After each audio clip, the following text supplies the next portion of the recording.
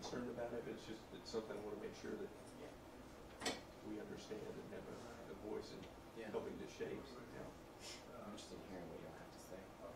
Have you been a negotiator before? So I worked on the Hill for 10 years, and in that, I just left last year. In that capacity, I sat through 3 negotiated rulemaking committee sessions. But as a congressional staffer, reporting back to my boss on what was going on and our members and stuff like that. This is my first time, my 4th negotiated rulemaking, but my first time actually being a negotiator. Because I don't work in the anymore. So congressional staff can't do that. This is my first time. Yeah, so it's fun. Like, I've seen it happen. Right. And Now I've you're always now wanted you're to in be the at the room table where it saying happened. things. Oh my gosh. And so I work for UNCF, as you can see, and we have one of our member presidents that's on the Accreditation Innovation Voting Committee. So I'm staffing him as well. So I'm going to every single meeting there is. Oh, so you're there yesterday and the day before? Yeah. Like, I have to go to every single thing. And I'm involved in every single thing. And so even yesterday,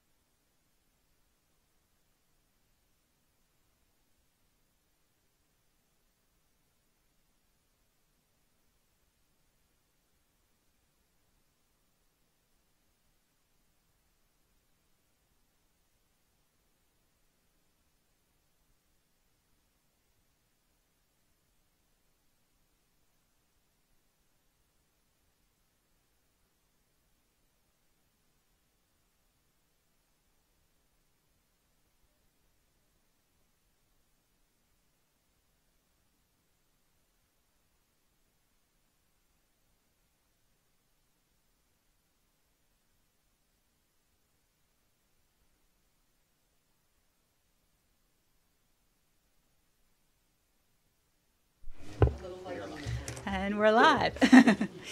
Good morning, everybody. Thank you very much for being here. I'm really excited to be working with all of you and have a chance to meet you and hear about your different experiences and the expertise that you lend to this. We really, really appreciate. I know that many of you traveled to be here, and this wasn't a great week to travel, especially for those of you who came earlier. We had a delayed start on the full committee because of weather, so I hope none of you got caught in that. But we're glad to have everybody here. My name is Lynn Mahaffey. I work at the Department of Education. I'm the meeting organizer for this. I will try to do some facilitation and keep us on track. I can also provide some insight into the administration's proposals and hopefully provide you background information you need. If not, I have access to subject matter experts in our general counsel's office. If we need additional materials, I can get things during the break. I also want to introduce Anne-Marie Weissman, who is our negotiator representing the federal government at the full committee meetings. She will probably be popping in and out. As many of you know, we have 2 other meetings going on simultaneously, so she will be dropping in and out. And to my right is Ashley Higgins, who is my colleague who is going to help me with the technology and the redlining. And she also has a lot of experience, and she can be helpful on the policy side as well. I thought it would be helpful to start by going around the table, and if everybody could provide their name, affiliation, the constituent group you represent, and how you like to be addressed. I like to be addressed as my first name, Lynn. Please feel free to call me Lynn. And Ashley, I introduced you, but feel free to address me as Ms. Higgins. No, I'm just kidding. Is that Ms. or Miss? Yes. All right. Your microphone. Oh, sorry about that. Like I said, I think I talked to most of you last week. I think this is on, and we're all really looking forward to working with you on this issue. So thanks for being here. Yep. My name's Kim Colby. I am director of the Center for Law and Religious Freedom of the Christian Legal Society, and I'm very excited to be here. I represent faith-based organizations that work in this sphere. So, Bill Hathaway, I'm the Dean in the School of Psychology and Counseling at Regent University. I'm here in a slot for accrediting agencies. So I'm on the APA Commission on Accreditation. I administered a doctoral program with other specialty accreditations, and of course our university is regionally accredited. So as both I've been in an accreditation hat for those specialties, and also been a consumer of accreditation as a program administrator, and so that's my capacity. So I go by Bill. Sorry. Good morning, everyone. My name is Andrew Bramson. Andrew is fine. I'm the president and CEO at the College Crusade of Rhode Island. We are a nonprofit organization. We are a college access and success program. We help young people be the first in their families to get college degrees. I'm here representing officials associated with the Gear Up program. The College Crusade of Rhode Island runs the Gear Up program on behalf of Rhode Island and have been playing that role since the inception of the Gear Up program in 1999. Morning. I'm Richard Katsky. I'm the legal director at Americans United for Separation of Church and State, and I actually was here at the department directing the policy unit in the Office for Civil Rights for a while, several years ago. I am here representing organizations, religious and civil rights organizations that deal with issues relating to faith-based organizations and federal funding and the government. And I prefer Richard. I am Tom Dunn from Fordham. I'm sorry, I didn't put it on. I moved it over. Hi, I'm Tom Dunn from New York City. I represent Fordham University. I'm from Fordham University. I'm the vice president for administration. I am here today representing the Association of Jesuit Colleges and Universities, and I prefer to go by Tom. Hi, everyone. I'm Haven Heron from the organization Soul Force. My pronouns are they and them. Ask me about that later if that's new to you. I am here representing the interests of lesbian, gay, bisexual, transgender, and intersex students on faith-based campuses. Good morning. I'm Anne Marie Weissman. As Lynn had mentioned, I'm the federal negotiator. Feel free to call me Anne Marie. I will be in and out of the room, again, not because I don't want to hear all of your discussion, but because I have 2 other meetings that I'm trying to attend and meet everyone as well. Very interested in all of the discussions, and I'll try to get updates each day after you meet as well. I would be happy to answer questions for you about our structure or anything like that. And again, I'll be in and out as much as I can. And I just want to thank you again and let you know how much we appreciate you being here. Greg Bruner from Olivet Nazarene University, here representing faith-based schools and the CCCU. I'm Kimberly Rupert from Spring Arbor University. I am an alternate on the committee and sitting in and will not have a speaking part. I'm Stephen Eck, Chief Legal Counsel for Oklahoma Christian University. Go by Stephen, ironically. So feel free to call me Stephen. I'm representing faith-based institutions as well.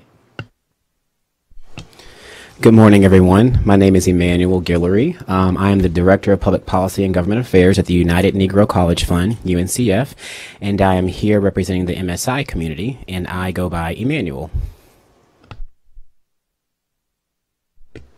Great, thank you.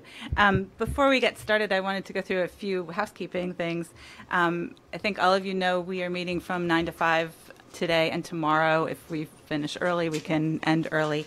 I wanted to remind everybody that we are being live streamed, so please use the microphone when you speak and try to remember to turn it off when you're done so we don't get feedback. I think it will take us all a couple hours to get the hang of that. But I appreciate you doing that so that everybody can hear on the live stream. Our plan is to take a 15 or 20-minute break around 10:30 this morning, and then a break at noon for lunch. I think we'll take longer than an hour. We used to have a cafeteria in this building. We now have more of what they call a grab and go that has some salads and yogurts and sandwiches that are pre-made. So many of you may want to leave this building. There's a number of places across the street or in a mall about half a block away, and we can point you to places you might want to go. For anybody who wants to bring lunch tomorrow, we do have a pantry with a refrigerator and a microwave. If anybody wants to take advantage of that, let me know. We will take another break in the afternoon, probably about 3 or 3:30, another 15 or 20-minute break.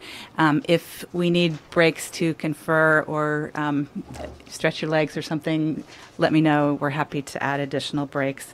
I just want to remind everybody, we are going to try to turn the live streaming off during the breaks.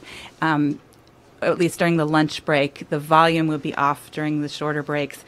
But if you have private conversations or need to make a phone call or something, you may want to step out into the hall, or you can go into my office if you need privacy, because we may get picked up on the live stream. Restrooms. For the women, if you turn left and then right, the restroom is on the right.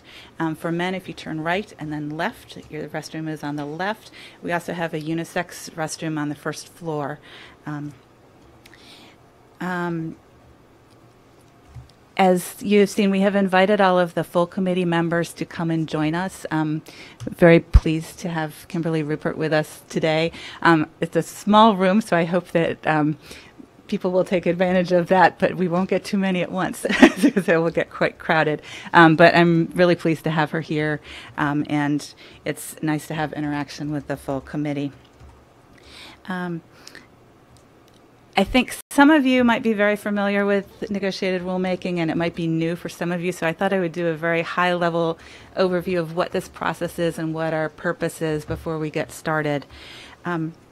The Administrative Procedure Act created something called negotiated rulemaking with the intent to make sure that all affected constituencies have a voice in rulemaking processes, and that we really get in-depth feedback, and that constituencies learn about other constituencies' concerns and work together to try and create regulatory language that is acceptable to everybody. Not everybody might love it, but we try to come to consensus on language that works for everybody. We have created a negotiated rulemaking committee that started, it was supposed to start on Monday, but because of the snow, it didn't start until Tuesday. That's covering a number of issues. It's a pretty broad agenda. And because there were a number of issues and there was specific expertise needed for several of the issues, we created 3 subcommittees, including this one, so that we could have the appropriate expertise at the table and that we could use time efficiently and not have a committee of 60 people looking at everything. We really appreciate you bringing your expertise on faith-based issues and religious inclusion, and this is really helpful to us as we figure out how to handle these issues. The role of this committee is that we will be proposing language to the full committee. The full committee meets 3 times. As I mentioned, the first session already happened. The next session will be February 19th through 22nd, and then there's a third one in March. I don't remember the dates off the top of my head. But all of the issues that we discuss will be discussed in the full committee, which is open to the public. It's a much more formal process than this. That committee will be voting on consensus. We are not voting on anything. We are providing our recommendations to that group. In an ideal world, it would be great if we could come to agreement on language and have one proposal. I think that would be easy for them to digest, and the expertise you bring is really important in that effort. If we're not able to come up with one recommendation that everybody's happy with, or if we can come to agreement on a lot of the language but not everything, we certainly can put forward multiple options for the committee to consider. Also, something to be thinking about as we go along is we need to figure out a spokesperson or spokespeople to present this to the committee and be available if they have questions. It can be any of us, so be thinking about whether there's somebody who can speak for the whole group, or we may want to bring a couple of people, and that's something that we can talk about later, but just to have in the back of your mind. So at the first session, we had a productive time. They talked a lot about the protocols for the committee and approved those, the committee membership, and they also approved the agenda. And I passed around the agenda they approved. It's a front and back. If there's anybody who doesn't have it, you can let me know. This is what the entire committee is working on. As you can see, there's a number of issues. The ones specifically relating to our subcommittee are listed under number 7 on the second page. And so that's what we will be focusing on.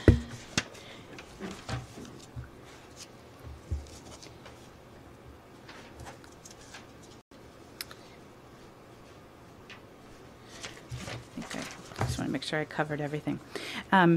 So my role is I am going to try to do some facilitation and try to be a resource to the committee. I am not the person who decides what we put forward to the group. That is for the full committee to decide. So I'm not here to silence any voices. Actually, quite the opposite. I'm going to try very hard to make sure that everybody has feedback into what we put forward. And again, if we don't agree on everything, we can put multiple proposals forward.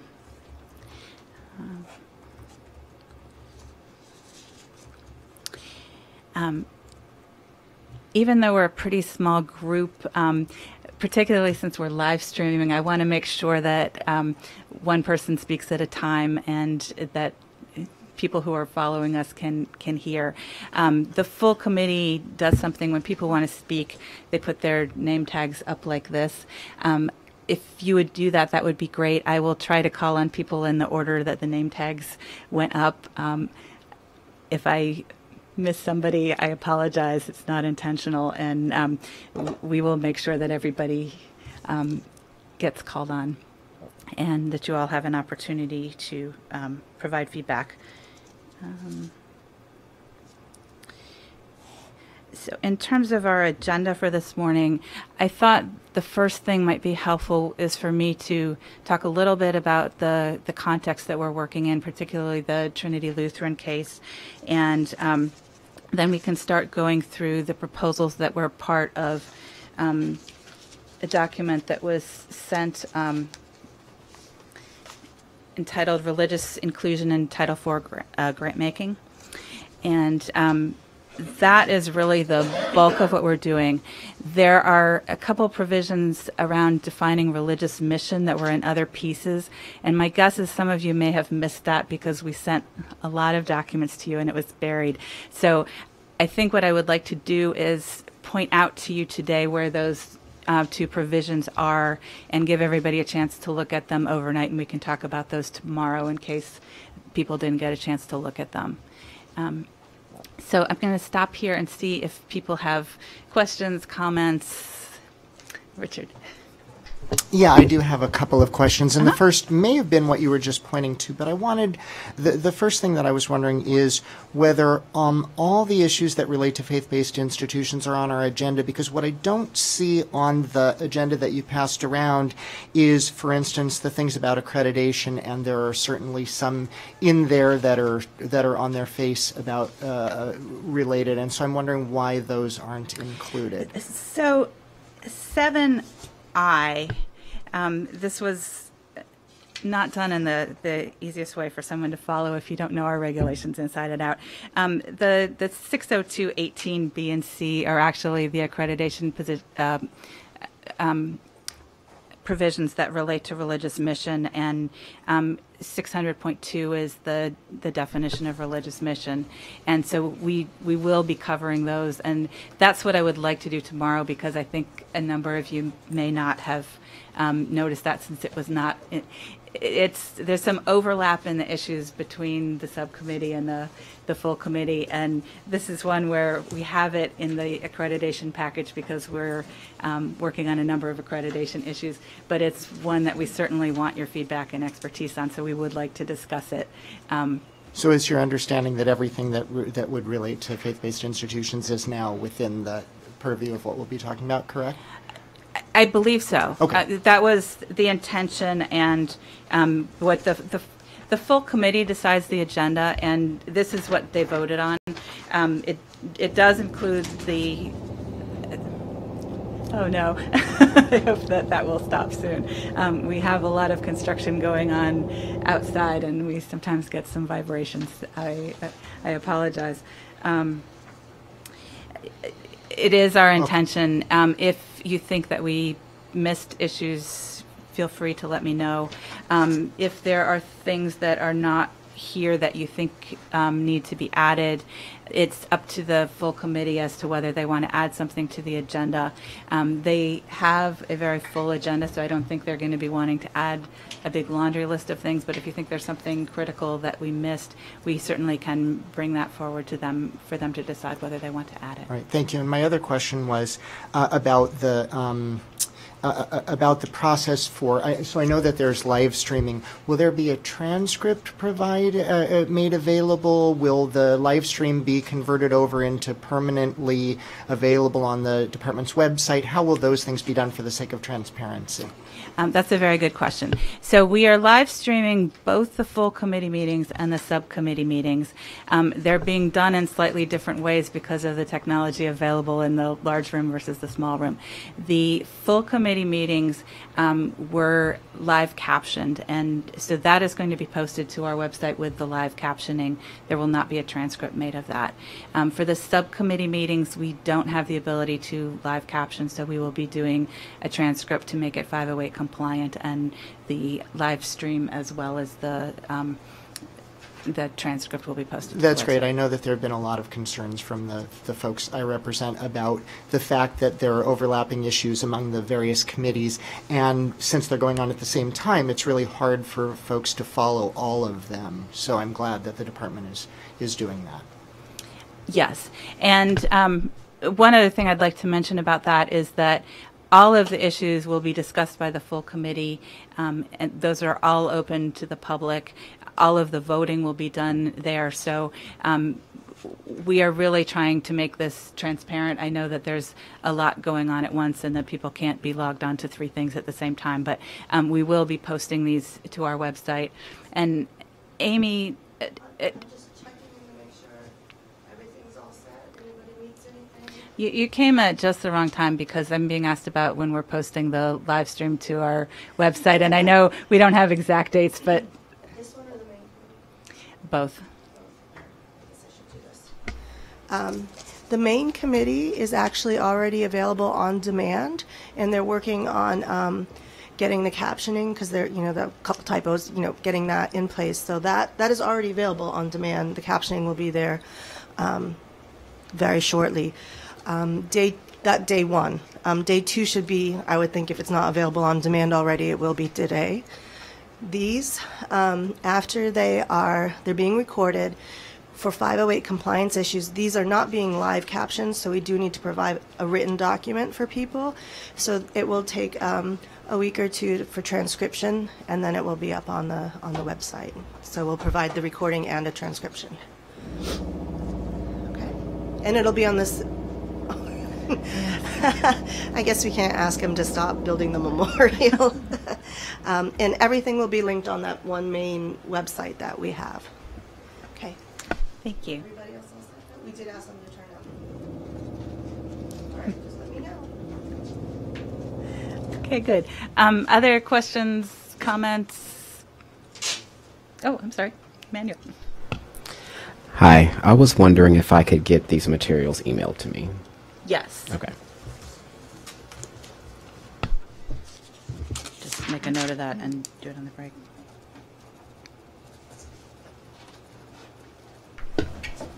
Oh, and in case anyone's watching, I think they're also available on the NEGREG page. Great. Thank you. Yes. But I'll email them to you as well. Okay, great. Andrew.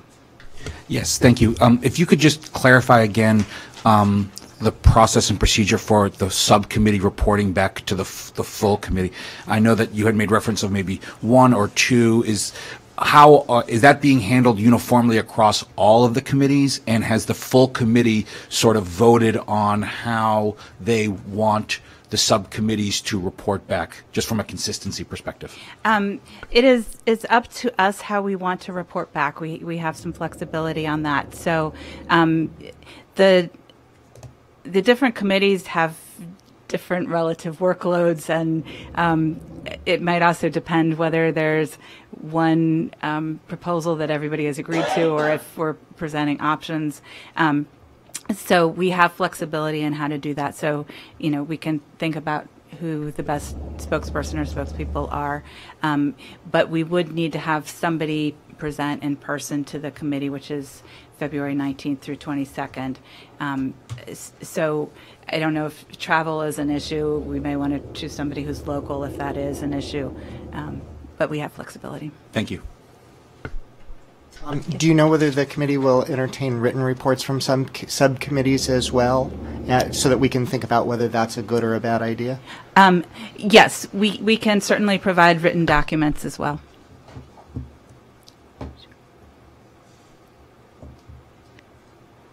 Anybody else? Okay, good. Well, let me provide a little context on the content of what we're going to be working on.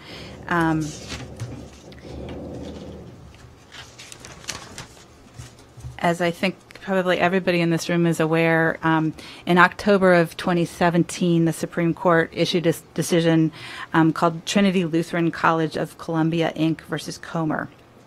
And subsequent to that, to the Department of Justice, the Attorney General sent a memo to all of the agencies on the administration's interpretation of that the agencies need to follow. because of the decision and the memo, we felt the need to look at our programs and see whether our programs were violating the decision and violating the free exercise clause. So we have gone through the regulations to see whether there's any that might be interpreted to discriminate against otherwise eligible students or faith-based entities. We don't want to disqualify people explicitly because of their religious beliefs in violation of the exercise clause. So I am going to read you a couple quotes from the decision and from the Department of Justice memo, which will show you the lens that we were looking at when we put together proposals. And I should have mentioned this earlier. All of you received Redline proposals. Those are our starting points. We definitely are open to feedback and changing. We just wanted to provide something as a baseline for people to start the discussion. So that is not something that it's not our final position. It's for discussion purposes. So the Supreme Court held that laws and policies which provide benefits in a way that is neutral and generally applicable without regard to religion do not offend the First Amendment, but policies that single out the religious for disfavored treatment violate the free exercise clause. So accordingly, the government can't discriminate, can't categorically exclude faith-based entities from neutral and generally available government benefits. The Attorney General's office further indicated that individuals and organizations don't give up their religious liberty protections by providing or receiving social services, education, or health care. I think within this room there might be debate about the interpretation of the Trinity Lutheran case, and we heard in public comment yesterday a different description of what that case held. We certainly can have some conversations about that. The Department of Education will be we need to be looking at the Department of Justice memo when we work on our regulations. We don't at the Department of Education have the ability to change the Attorney General's memo. So while we can have that discussion, we are not in a position to make changes to that, and it's not our mission here to do that. What I would really like to do is to look at the specific regulatory language, and we might be looking at it through different lenses, but I hope that we can find some common ground even if we have different views of what the Trinity Lutheran case held. Yes, Richard. I appreciate that. I hope you will maybe say a little bit more about the department's perspective on Trinity Lutheran, because I have to say I'm a little bit confused. I mean, let me give you a quote of another quote from Trinity Lutheran. This case involves express discrimination based on religious identity with respect to playground resurfacing. We do not address religious uses of funding or other forms of discrimination. So that's actually the baseline that the Supreme Court specifically said what it was and wasn't talking about. And it seems to me that if the perspective is that the department shouldn't be discriminating based on religious identity, that is certainly the law. That's incredibly important, and it's true. And if it's in fact, though, the language that you quoted earlier suggests a much broader interpretation than the Supreme Court said it was doing, that in fact says, look, that in fact, as carried through in, I think, the proposed changes to the regulations, suggests a view that that the department can't restrict the uses of the funds. And that's not only not what Trinity Lutheran says, but it's contrary to the Establishment Clause. So I'm really very concerned about this as it relates to many of the things that we're going to be talking about over the next couple of days. Maybe all of them, but certainly a whole lot of them. Yes. So I think when we go through the language, some of the changes were because language was redundant and it's in the statute. And so our intention is certainly not to violate the Establishment Clause, and we do recognize that that is very important as well. And I think maybe having the conversation in the context of specific provisions might be easier than having it in the abstract, although if others would like to weigh in on that abstract, that is fine as well. William. So I'm speaking as a educator and administrator and someone who's served in an accreditation context, not with the legal background. I did discuss this case with a constitutional lawyer who's an expert in religious law, and he likes where the Attorney General went with their overall guidance, but agrees with your assessment of what this case made, that it was specifically about playground equipment, not other issues. But as I understand it, just to be clear, when we come down to finally making language, we're to operate within the parameters that the Department of Education has given us, so we can talk about our views and give that input. But is that what you're telling us in terms of our charge? So we can bring whatever lens you have to the regulatory language, and we can propose whatever we feel is appropriate in that lens. I was merely saying that people can like or dislike the Attorney General's memo, but this group is not the appropriate place to address that. So we can have a debate here, but it would be more productive to focus on the specific regulatory language, and certainly, you know, raise your concerns about legal interpretation with respect to the language. But I don't think it makes a lot of sense for us to debate the Attorney General's memo in this context. I agree with you that the department's bound by the Attorney General's memo, which I think is a very fair and really excellent description of what the law is in the area of religious freedom generally. I just wanted to respond. The footnote that Richard was quoting is actually not part of the majority's opinion. It's a footnote that was joined by 4 justices. So I just want to, make sure we're off on the right foot. There's a lot of discussion in Trinity Lutheran about uses versus status, but that footnote itself is just the opinion of 4 of the justices. Though that's true, Part 3 of the opinion is the majority opinion, and it makes a similar point in saying that this is about, that the decision was about religious identity, not about religious uses. That's what that entire section is about. And so while the most encapsulated place is the footnote, and it's a plurality, the opinion is clearly doing that. And I do worry that that if the framework is nominally driven by compliance with Trinity Lutheran, and Trinity Lutheran just doesn't speak to any of these concerns, it seems like it's sort of starting off on the wrong foot. And I guess that gets to maybe another bigger question that I have, which is, I wonder if Lynn, you or the department could speak a little bit more to the problems that the department means to be addressing. What are the issues here? What are the complaints that were received? What's the data that supports that there are genuine problems here? Because there may be, but the unusual difficulty in having received a red line proposal to regulations rather than topics to sort of work through as a group. And one of the things I worry about in not having a general discussion but moving immediately to the specific sections is that we don't get to what's the problem actually to be solved here, to know whether the proposed regulations or anything else actually speak to those. Thank you. That's fair. I think this is really more a cleanup than addressing specific problems. We have had faith-based institutions participate in our programs since their inception.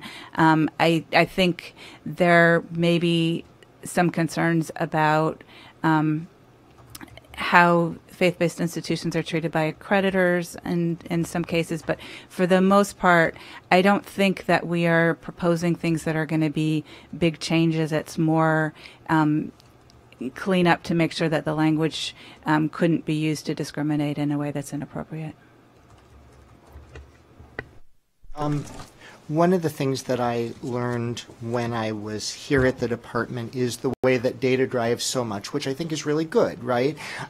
Complaints come in, those are tracked, they're responded to, the department has mechanisms to deal with problems. And so what I'm wondering is whether the reason that I'm asking the sort of bigger question about the puzzles, the problems here, what's been dealt with, is that even describing things as cleanup, and I'll tell you what I think, at least one of the comments yesterday, and what I think is that this is actually doing much more than that. That may be the intention, but I think it's got much more far-reaching effects. And so to understand, and for the committee members when they're voting on this to understand what those problems are, and again, I suspect that the department probably has data on, what complaints there have been over the past 10 years, what problems, what they've looked like, are they as far-reaching as the proposed regulations suggest, have they been addressed, how have they been addressed satisfactorily, or have there just not been complaints, in which case it sort of calls into question the need. And so I'm sort of wondering, it'll certainly help me think about the specifics by understanding the bigger puzzle. And I know that that's the department's normal approach in doing things, because I experienced that. I was part of it, and I don't know. Maybe I'm speaking only for myself and the folks I represent, but I know that would help me to understand and be able to think about the specifics within the framework of what is this doing. So I will take that back after the break, and I don't know how much of the data we have, but I will see what we have and what we can get to you. Thank you.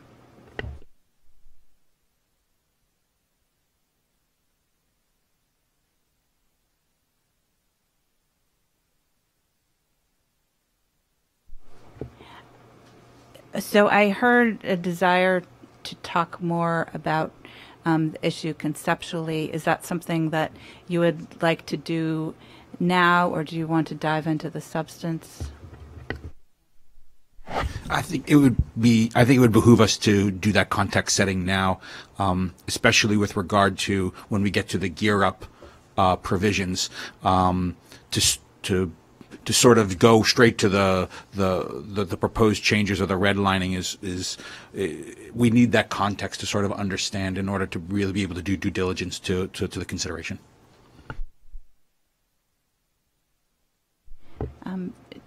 Do others have things that they'd like to say about the context?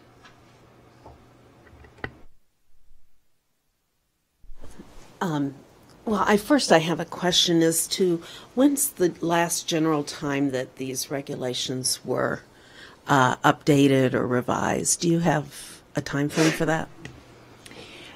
So we're hitting on a lot of different sections of the regulation, and the regulations have been revised many times, different sections. So it would depend upon which provision.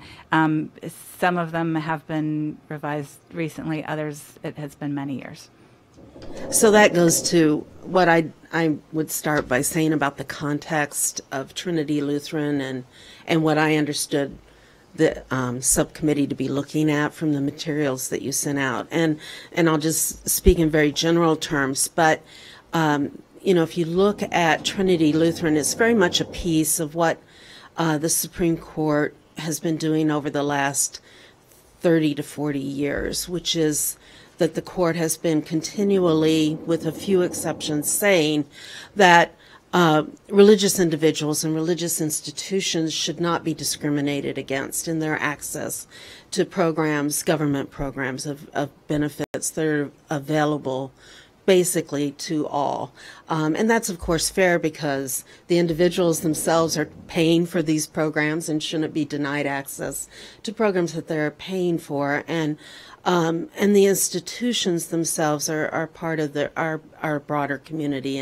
And you know, we don't tolerate discrimination generally by the government against any of the individuals and institutions in our society. So basically just, you know, my perspective is, as I was looking at Trinity Lutheran again yesterday, is that there were some periods in the 70s where the Supreme Court did sometimes allow discrimination in access to government programs, and even required sometimes discrimination against religious people. But that was a fairly short period in the 70s. And then there was a slight period around 1985 where there were just decisions that weren't in keeping with what has been the overall legal context, which is that religious people are not to be discriminated against in their access to public government programs. And so I think Trinity Lutheran is a very important decision, but it's very much a part of the fact that since 1981 in the Widmar decision and 86 in the Witters decision, these are both Supreme Court decisions that were turning points in this idea that the court saying that if you can't exclude religious people and religious institutions from these generally available programs. And so the only question that kind of arose in that period that Trinity Lutheran has kind of definitively answered now was basically during those 30 years, there was a question of whether, okay, the Establishment Clause might not prohibit participation by religious people in institutions, but does the free exercise or free speech clauses, do they require participation to be allowed by the religious people? And since 81 in Widmar, the court consistently said the free speech clause requires access and the Establishment Clause doesn't prohibit it. But Trinity Lutheran then extended those free speech, the analogy of the free speech to the free exercise area. So I just wanted to give that context that Trinity Lutheran is a very important decision, but it's very much in keeping with what the Supreme Court has been doing for 30 plus years.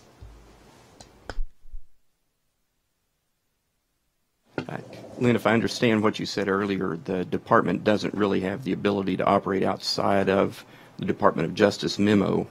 That is the government position that you have to operate in.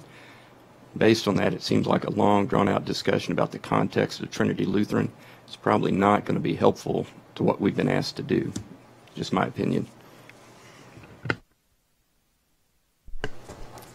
I think that leaving out the other half of the equation of the last, 70 years of Supreme Court precedent and court precedent in recognizing that, you can't discriminate against people or institutions based on their religious identity. That is discrimination and is improper.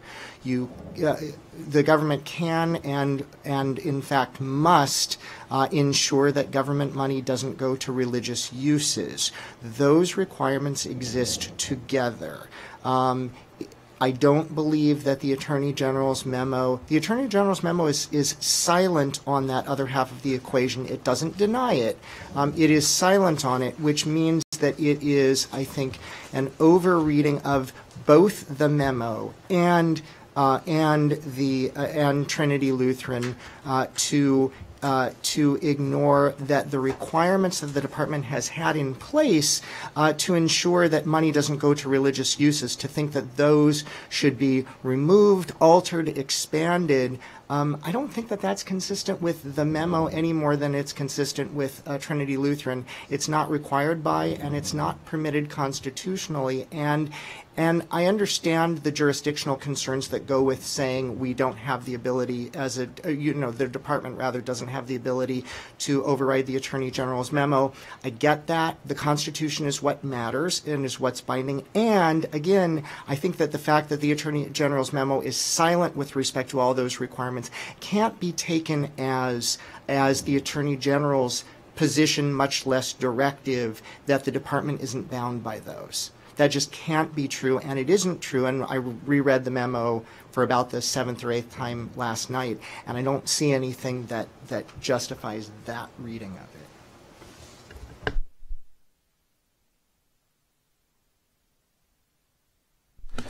So I'm thinking now a bit as someone who's been in an accreditation hat and helped write accreditation standards for one profession. So I think part of the importance here in thinking through these issues, even though it sounds like we have some constraints we're operating under from a policy standpoint right now, but it's clarity. So many specialty educational accreditors don't really understand how these kinds of complexities around religious liberty laws that applies to faith-based institutions play out.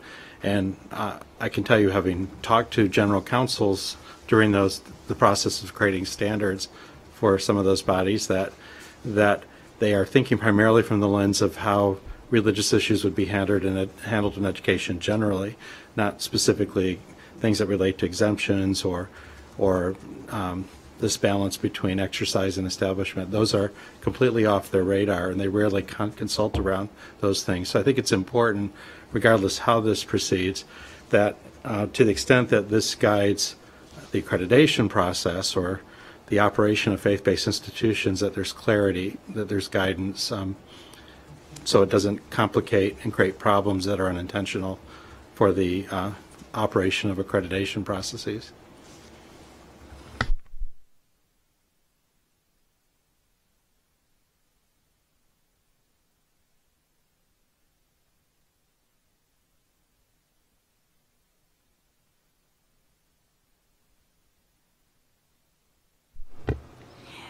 I will just respond a little bit to what Richard said.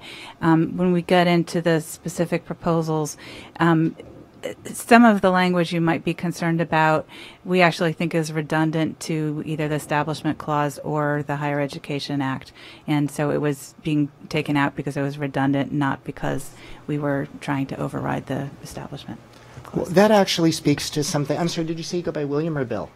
By Bill, that Bill said that I think is just right, which is that from the standpoint of both institutions, colleges and universities on the one hand, and accreditors on the other, and actually I'll add in a third and a fourth is students and the grant officers here at the department.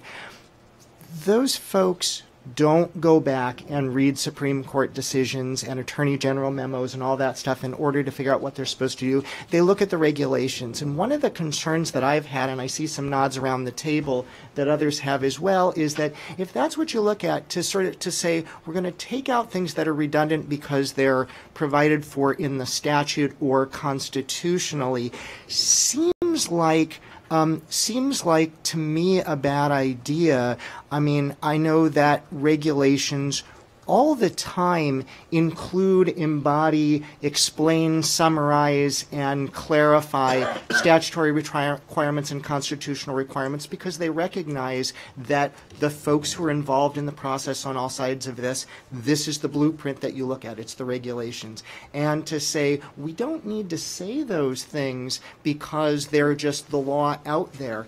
They are the law out there, they're binding, but if the students who are applying for grants, and if the colleges that are seeking accreditation and all the other entities don't have that in those regulations, and if the grant officers and the approving officials and all those folks don't have them either, it seems like an invitation I'm sure unintentional, but an invitation to make sure that those aren't complied with, and that's pretty worrisome. Or just to confuse and to leave folks at a loss for if the law is properly being followed, but folks don't know why, to be denied when they don't really understand why. And those seem like real problems to me. That the sort of the removal, the idea of streamlining, might be counter to the point of regulating.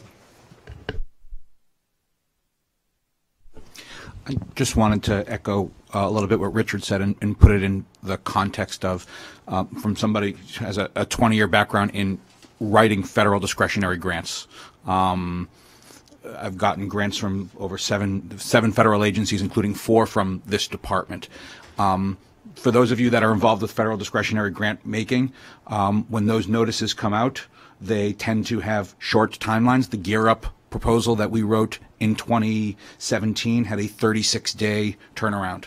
When you are responsible for responding to that type of proposal, where you have the fate of 10,000 first-generation low-income students determining whether or not they're going to have their dreams met of going to college, there are certain things that you do quickly. You look at the notice. You look at the statute. So I appreciate that there may be things that may seem redundant in the Higher Education Act relative to administrative procedures. But when I am trying to put together a proposal, I don't have the time or the funds to have a constitutional scholar on retainer to say, where does the Constitution apply? Where does the administrative codes apply? So while in beauty sort of in the eye of the beholder, sometimes redundancies in one realm to somebody like me or Gear Up entities, those are customer service components. So to be able to know that, when we're trying to put together our proposal to make sure that it is compliant, having those statements in statutes as they are right now relative to the Gear Up program, that's a benefit, and I wouldn't categorize it as unnecessary or duplicative.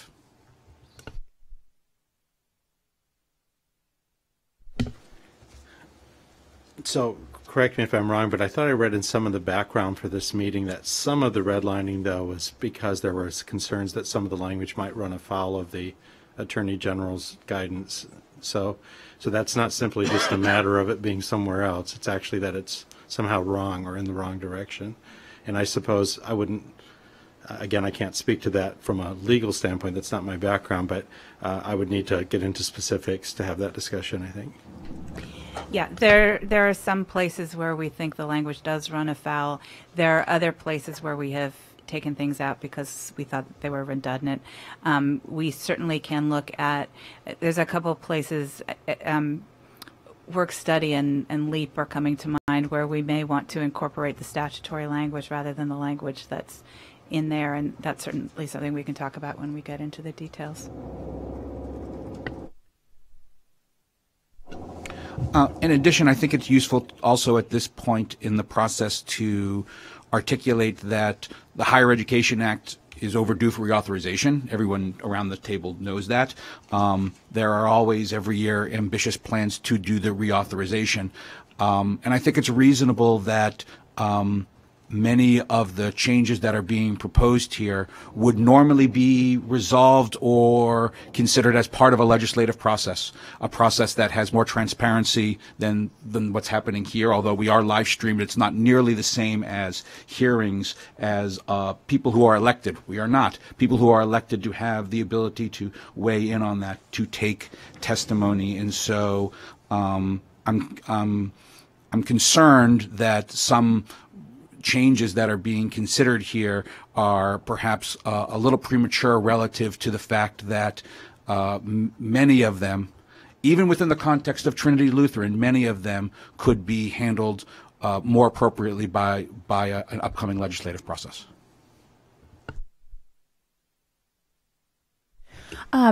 Picking up where Richard stated that background data is helpful, are there specific material problems that we're trying to solve that is motivating some of the redlining language?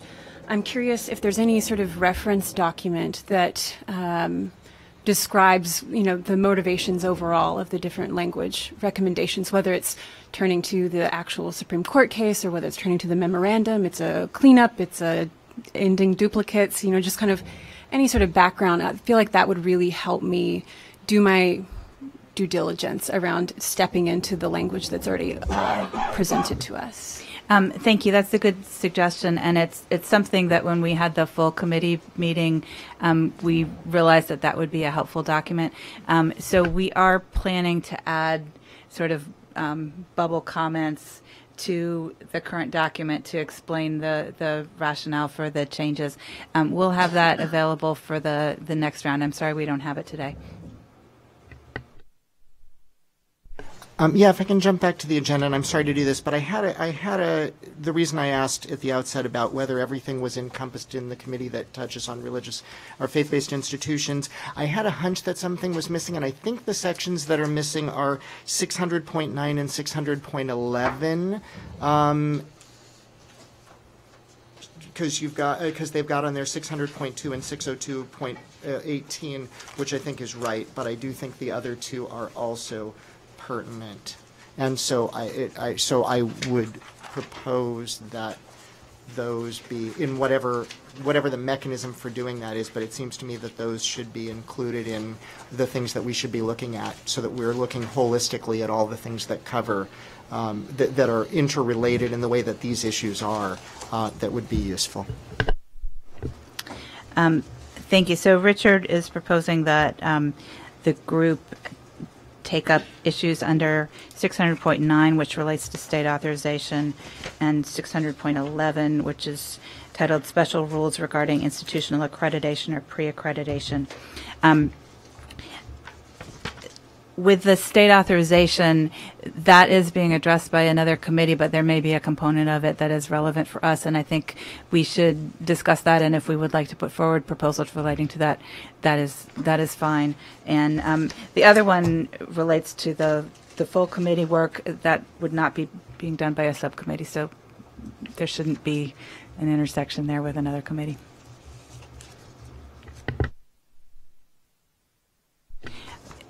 I think I would recommend that we also take up those tomorrow so that people have an opportunity to look at them.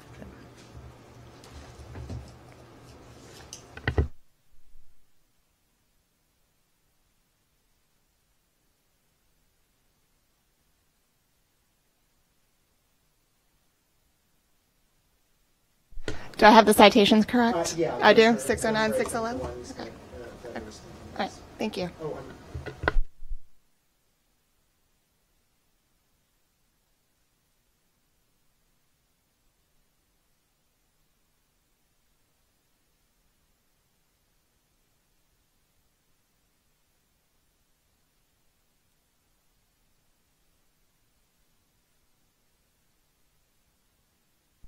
Thank you. Was there some discussion that this process, at least maybe the full committee, would be looking at 600.11, particularly the issues around loss of accreditation and the religious exception language? Because it looks like no language is proposed to that right now. But I thought I saw in our materials that might be an issue that we could be addressing. And I'm sorry, is that different from what Richard raised? He talked about this in general, but I'm talking about this specific topic in 600.11 because the material that's redlined here is not that section. Oh, I see. Okay. So starting with 600.11, D. looks like Principally D. D. Right. Yeah, that's right.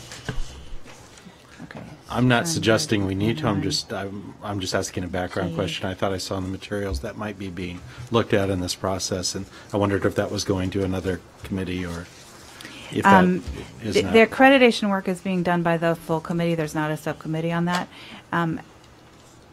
Okay. I think maybe the easiest thing is at the lunch break, I will try and get a copy of 600.11D that we can hand out so that all of you have that and Okay. we can decide whether that's a useful conversation to have. Does that make sense? Lynn, just a clarifying question, and I appreciate Stephen's remark about the fact that it's really beyond the scope of this committee to discuss the department's ability to do anything other than implement the Department of Justice's memo. However, I was wondering if you could share with the committee, to the extent that you know, the process by which the agency went through. I mean, the Higher Education Act is a large, obviously, act, as is Title IV. What was the process that the agency went through for determining which elements are relevant to Trinity Lutheran and perhaps which were not? I think that would be helpful in sort of thinking about why we're here. The agency did go through all of our regulations, which, as you mentioned, are pretty voluminous, looking for places where there may be a problem with Trinity Lutheran. It is entirely possible that we missed something or that we have something on the list that shouldn't be there, and that is certainly well within the group's purview if you think that there was something missed that we should raise. There was a look at all of the regulatory provisions, and I believe our General Counsel's office was involved in that as well. Thank you.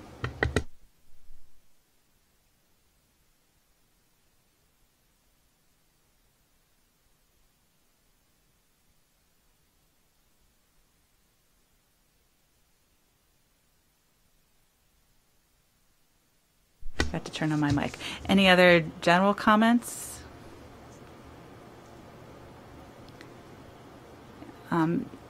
If not, should we start in on the specific language? Are we ready to do that, or do we need to have more ground laying discussion?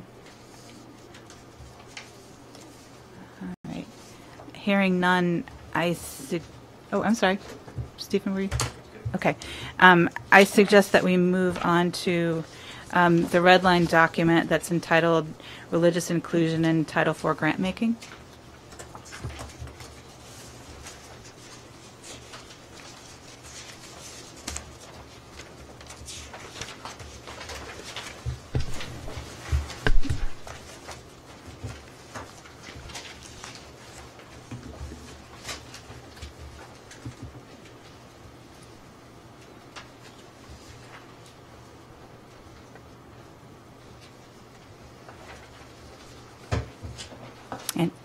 I would just ask a clarifying question. Conventional wisdom is that we would go through these in some sort of numerical order based on how they appear in HEA, but I just wanted to ask the committee if that was the most appropriate way to do it. I just want to clarify that we're just doing this in order numerically, and whether that makes sense. Because if we have discussions about certain topics and then we get to another issue within Title IV later, I just wanted to see how other people felt about that. I don't have a particular opinion. I just wanted to ask the question.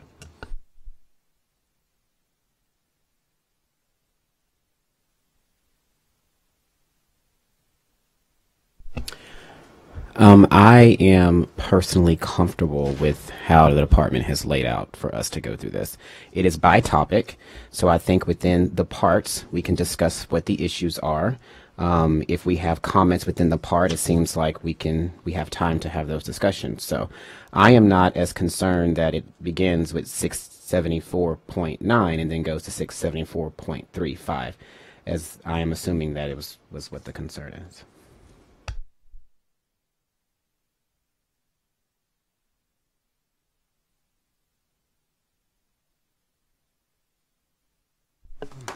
I suppose here would be if I know you, Lynn, had said earlier that talking in terms of the specifics you thought would be more helpful in putting through the lens of if this is supposed to be about Trinity Lutheran. So I guess I'll ask the question to start with. The changes proposed here, I wonder what the department's rationale for thinking that Trinity Lutheran requires these changes, authorizes, permits, anything else, why the department thinks that Trinity Lutheran speaks to these issues that have to do with how the money is spent as opposed to who receives them. I wonder what the logic is behind that.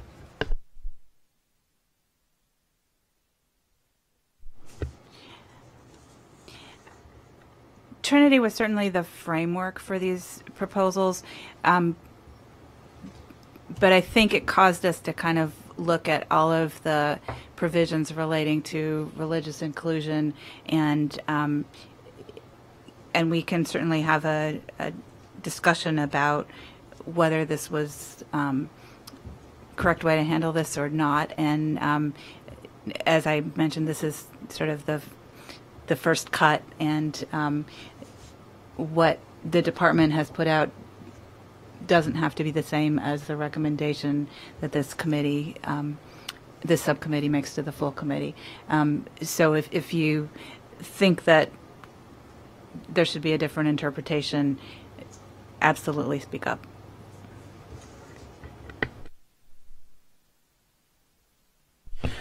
So I would propose that we begin to talk about Part 674. Okay, great. Just to provide you an overview, I think that most of you are fairly familiar with financial aid, but in case there's people here who are not, the Federal Perkins Loan Program is a loan program that's a campus-based program, so the money goes to institutions to provide loans to low-income students for their education. There are no new loans being made in this program, so the provision here about eligibility is sort of academic at this point because there's no new loans being made. There are loans and repayments, so the deferment provisions are still active. So the issue here is that in this program, as well as others, there is language indicating that it is assumed that a person who is a member of a religious order has no financial need. And there was a feeling that this may be interpreted in a way to discriminate inappropriately against people or exclude people based on religion. And for those of you who have experience on a campus with processing financial aid, I would be really interested in your thoughts about the appropriate way to handle people who have taken a vow of poverty, and if there's a way to do this that's not based on religion. See if there's a way to think through how to handle that in a way that's not focused on the person's religious beliefs.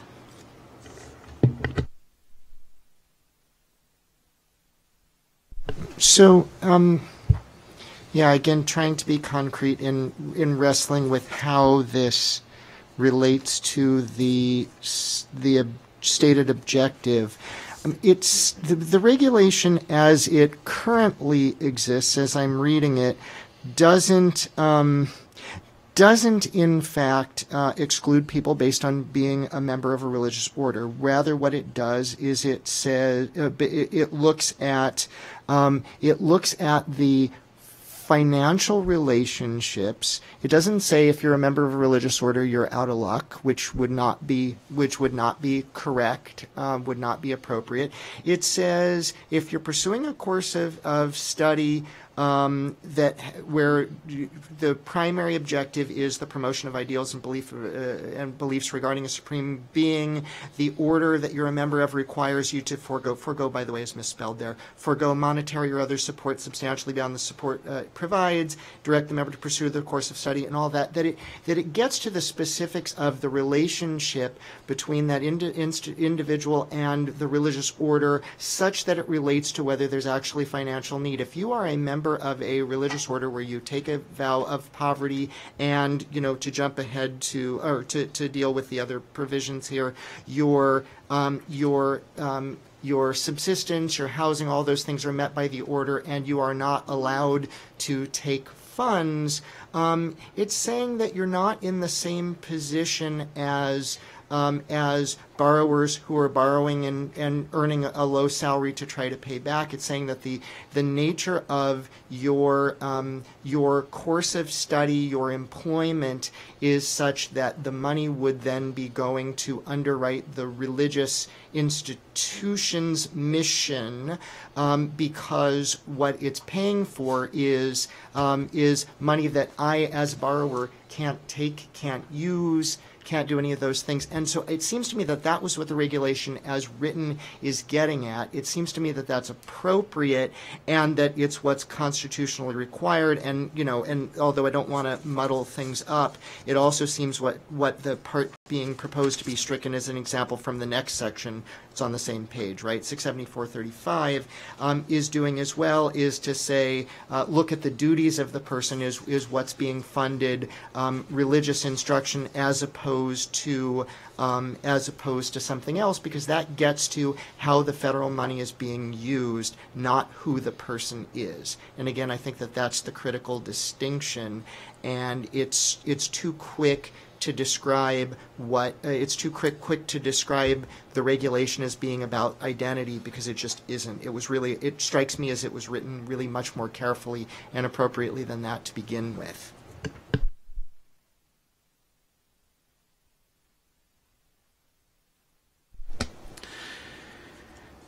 So, from a specialty, so again, from an accreditation standpoint, I don't know what the direct issues are other than that institutions follow policy on loans. So of course, every accreditor would look at those kinds of things. But as far as the specifics on this, I'm speaking now from my background in research is in the psychology of religion. It seems very strange to me to assume these things we're saying about whether or not someone's taken a vow of poverty, has need, that sort of thing, is depending on whether or not they're in a religious order. I don't know what a religious order means. That seems to be it's highly specific to particular religious traditions, and some may follow within the framework that we're talking about. Others I can imagine not doing that. So this seems like a pretty broad brush to paint people with based on a religious identity, using a term that I don't think is very standard in the social science of religion field to describe really disparate groups that are quite different.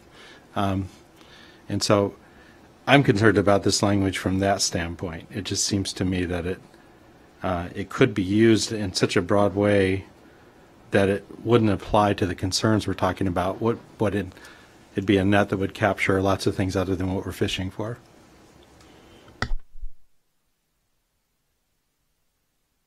I'm wondering when these regulations were originally written, put into place, and what was the thinking behind it in the first place? The reason that the department wrote those regulations, because I think understanding that will help to understand in a different way what the problems might be today, what ought to be addressed, and what the department's understanding of the puzzle is here. Yeah, my understanding is that the department was receiving questions from institutions about how to handle students who are part of a religious order, and this language was a result of questions that we were getting. Do you know when that was? I don't know off the top of my head, but I can find out.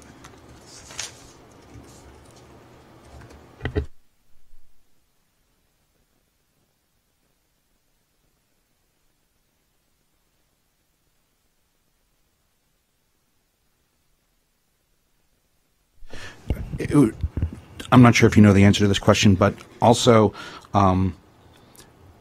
do you know whether any attempts to do reauthorization for the Higher Education Act, specifically the attempts that happened last year, was this issue discussed, addressed, or is this something, is there something ongoing through a legislative process that is trying to address this, or has that been outside the sphere of that? There's certainly language in the Prosper Act about religious mission. I don't know off the top of my head whether this specific provision was addressed in the Prosper Act, and I don't know whether it's being discussed in another context.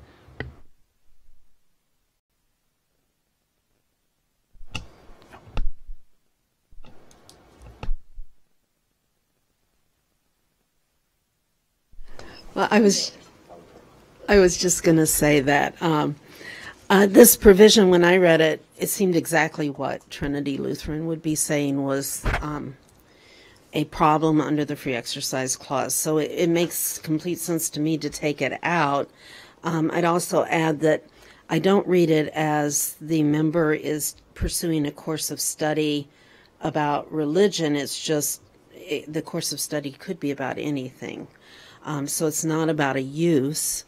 And so it does seem to me the exact kind of explicit discrimination based on religion that Trinity Lutheran's talking about. Now, you could still maybe address it, but then it has to meet a very high standard of a compelling government interest and no less restrictive means. So, at least at first reading, this seems exactly what Trinity Lutheran would be requiring to be removed from the regs. I was just going to add to a previous conversation that I know that Congress will look at these issues as they are looking to reauthorize the Higher Education Act. They are important to a number of members right now, and so Lynn is accurate that the Prosper Act did try to get at some of these issues, but I can foresee it being a continuing discussion as they're thinking about reauthorizing it in the 116th Congress. Two thoughts. One is directly about that. So I think that's a really important concern and consideration. So the Prosper Act was proposed, was not passed.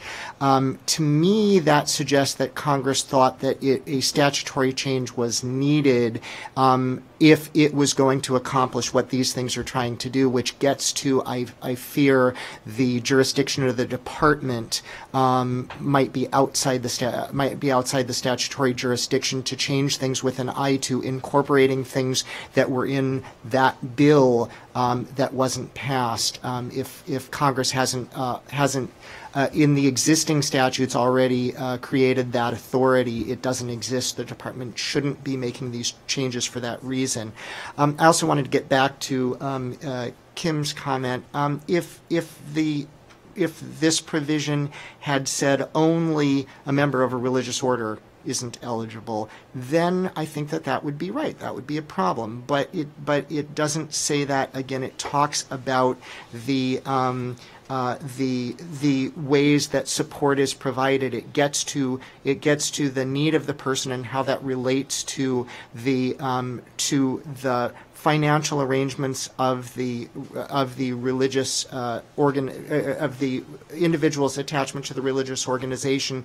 That really does speak to need. There is a difference in need between someone who it has, as part of the religious the association with the religious order, has the needs met that are entitled under the terms of the ordination to be met and is not allowed to have to take anything else, versus folks who aren't in that position. And again, that isn't about identity. That is actually about financial need. Different people differently situated based on need, not people differently situated based on the bare fact of their religion, their religious affiliation, or anything else. Those seem genuinely different and with an eye to the right sorts of concerns that speak not just to the constitutional issues, but to the basic point of what Perkins loans are, or maybe we have to say were supposed to be. So again, forgive my lay understanding of the issues here, but I think when I look at that discussion, I'm wondering what concern it is of the Department of Education, or the federal government for that matter, if you're a part of a group that says don't take any Perkins loans. It seems to me you could have someone from a family whose parents say the same thing. And shouldn't we use the same test for anyone, or do they meet a financial needs standard? Now, if we're saying that the religious order provides their housing and all these other intangibles that aren't quantified on an IRS report in some way where we can put it into our financial aid calculation, that seems to me like a different issue. It has to do with accurately assessing financial need. But just the mere fact that they're a part of an order who says don't take it, and besides you don't need it with the religious life you've chosen. It seems to me there's lots of cultural factors that could do that. It seems discriminatory to single out religious reasons for doing it when we don't other reasons. So we have people that come through our program, students that come from backgrounds where they've been taught don't go into debt for anything, don't be beholden to anyone, pay your own way, and it's kind of a value system that they bring from their culture. And they work extra jobs, they do lots of things to do this, but it seems to me that if it's a religious reason for not pursuing these things, that shouldn't be it shouldn't be singled out for just that reason, if that's the rationale. Thanks. I hear what you're saying. I wanted to get a clarification. So the Perkins loan, when it existed, this was money that was given to institutions, and the institutions were the ones who were determining which students may or may not be getting that. And so within the context of what you have just said, the real financial benefit is to the university. And so I think that's important. That's important context. And if the Perkins loan money is adding to the bottom line of the university, then that's different than an individual right.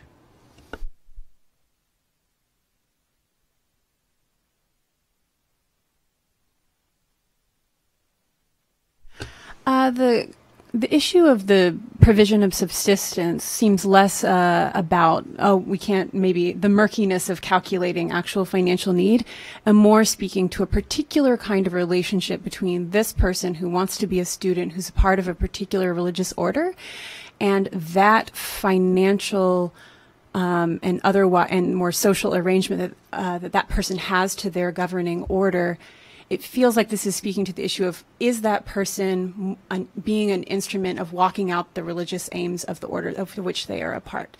There's a sort of instrumentalization there that to me feels like the heart of the thing. And so when the government provides money for this person, are they then funding the application of that religious order's activities in the world? To me, that feels like the heart of it. Maybe that's an offbeat reading. But then other point I want to make, just sort of scoping out to kind of like, okay, what are we doing here? So we've notated that we've gone from present tense to past tense. So we're saying that this is actually somewhat of a relic. We're keeping it around for some specific reason, but we are saying that this is something that was in the past. And so I'm curious why it feels appropriate to then update what is clearly something that is being kind of having a frame put around it and saying this is what was rather than what it is going forward. It just feels a little off to me.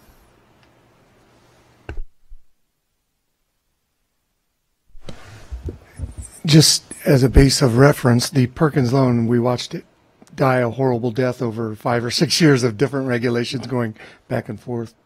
And from the institutional perspective, to help answer one of your questions, even though the program is no longer in existence, we still have this portfolio of loan money out there that we're collecting.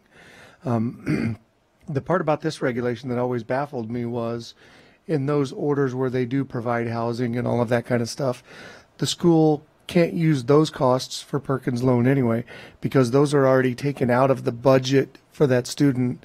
And so therefore, there isn't any remaining need if it's all being covered by that. So it just always seemed awkward that it was a part of that conversation when the school, in its very nature, has to take those costs out because they're being covered, scholarship covered, however you want to say that, by the discounting of the organization.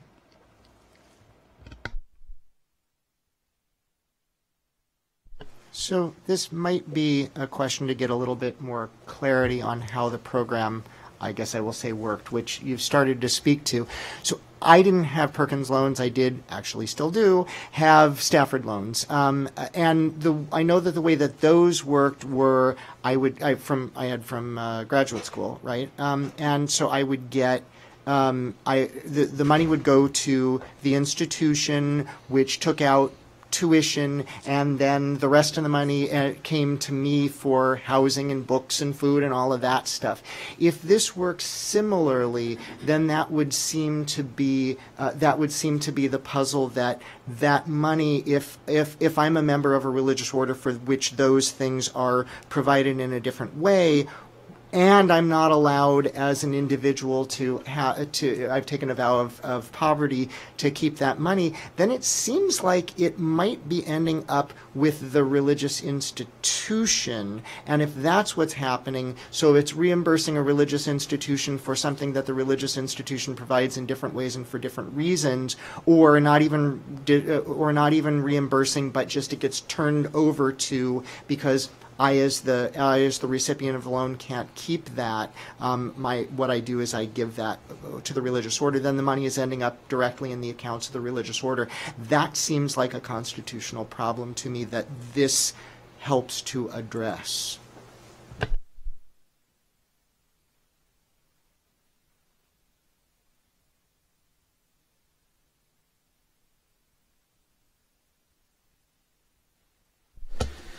So I had the same thought about if it's historical, it does seem strange to change it now. But if we want to make sure that if this becomes the blueprint for future things, then maybe a caveat that language, something like the current interpretation might suggest differences here or something. But of course, better worded than that. But I still struggle with the idea, whether or not you would have need. It sounds like the way you actually operated it, it didn't go to those folks that this would apply to. The other issue, even if a religious institution, I'm not sure, again, you're the legal person here, but I'm not sure, Richard, that I buy that there's something wrong with paying a religious group for compensating, giving money that goes back to pay them for rent that they're providing for someone lodging, if we pay for other students lodging to whoever they get it. It seems saying because you're religious, you're not eligible to get paid back for this good that we're paying for other students to have paid for. That seems discriminatory to me. If what we're paying for is some amount that is attributed to a lodging cost. That if there was something they were getting simply because they were religious, that all students wouldn't be paying someone else who was providing a similar service, that seems like it would be inappropriate to me. But again, just speaking from my own thoughts on this. So it's 10:25. I suggest that we hear from the four people who have their tents up, and then we take a 15 or 20-minute break. Does that work for people? So if I could just take 10 seconds to give you kind of a brief of how financial aid works. I'm not trying to turn you all into financial aid directors. So as much as I'd love to have everyone at this table, the way that need calculation works, you assign a budget for each item: room, board, books, tuition, personal expenses, shampoo, so you assign this budget to this student, and then the scholarships and loans and everything go against. They take that total minus the EFC, which is the result of the FAFSA, and then that's your need. That's your federal need. And then we start subtracting out your academic scholarship, your football scholarship, or whatever those are. And then when you get to the bottom and they get to those Stafford loans, they do the subsidized if they're eligible, not in a graduate program anymore. And then if they apply those and there's still unmet need, that's when the Perkins loan, for example, could kick in. And again, it's not money that goes to the school because they're the ones providing it and billing the student.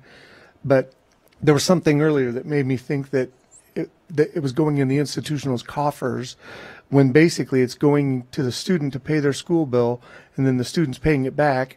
And as the school collects it over the next however many years we're going to be doing this, we send part of that back to the department because they kicked it off and funded it kind of as a partner with the school. So it's that is going to be in collections ongoing for years and decades, really.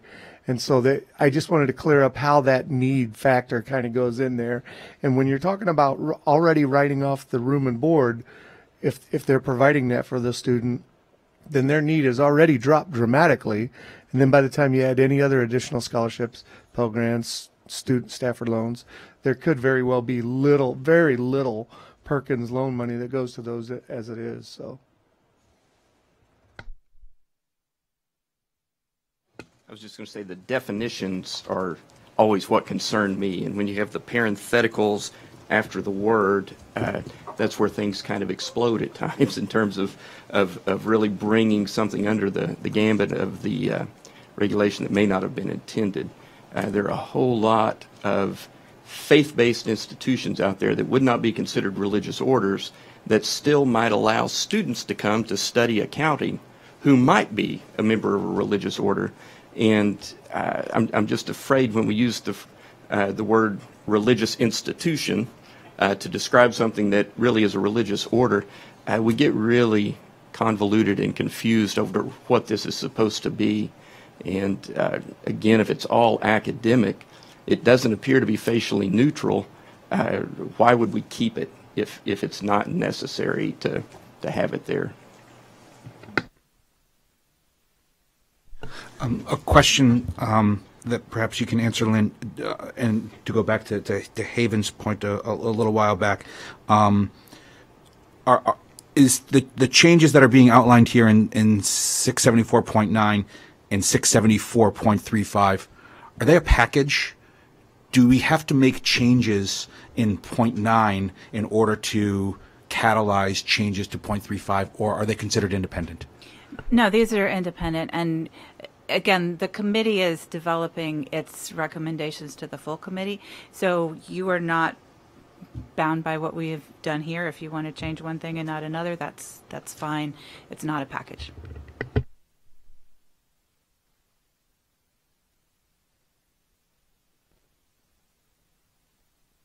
Do people think they need 15 minutes or 20? Do you have a preference? Okay, we'll say 15. I have 10:31, so be back here at 10:46. Thank you.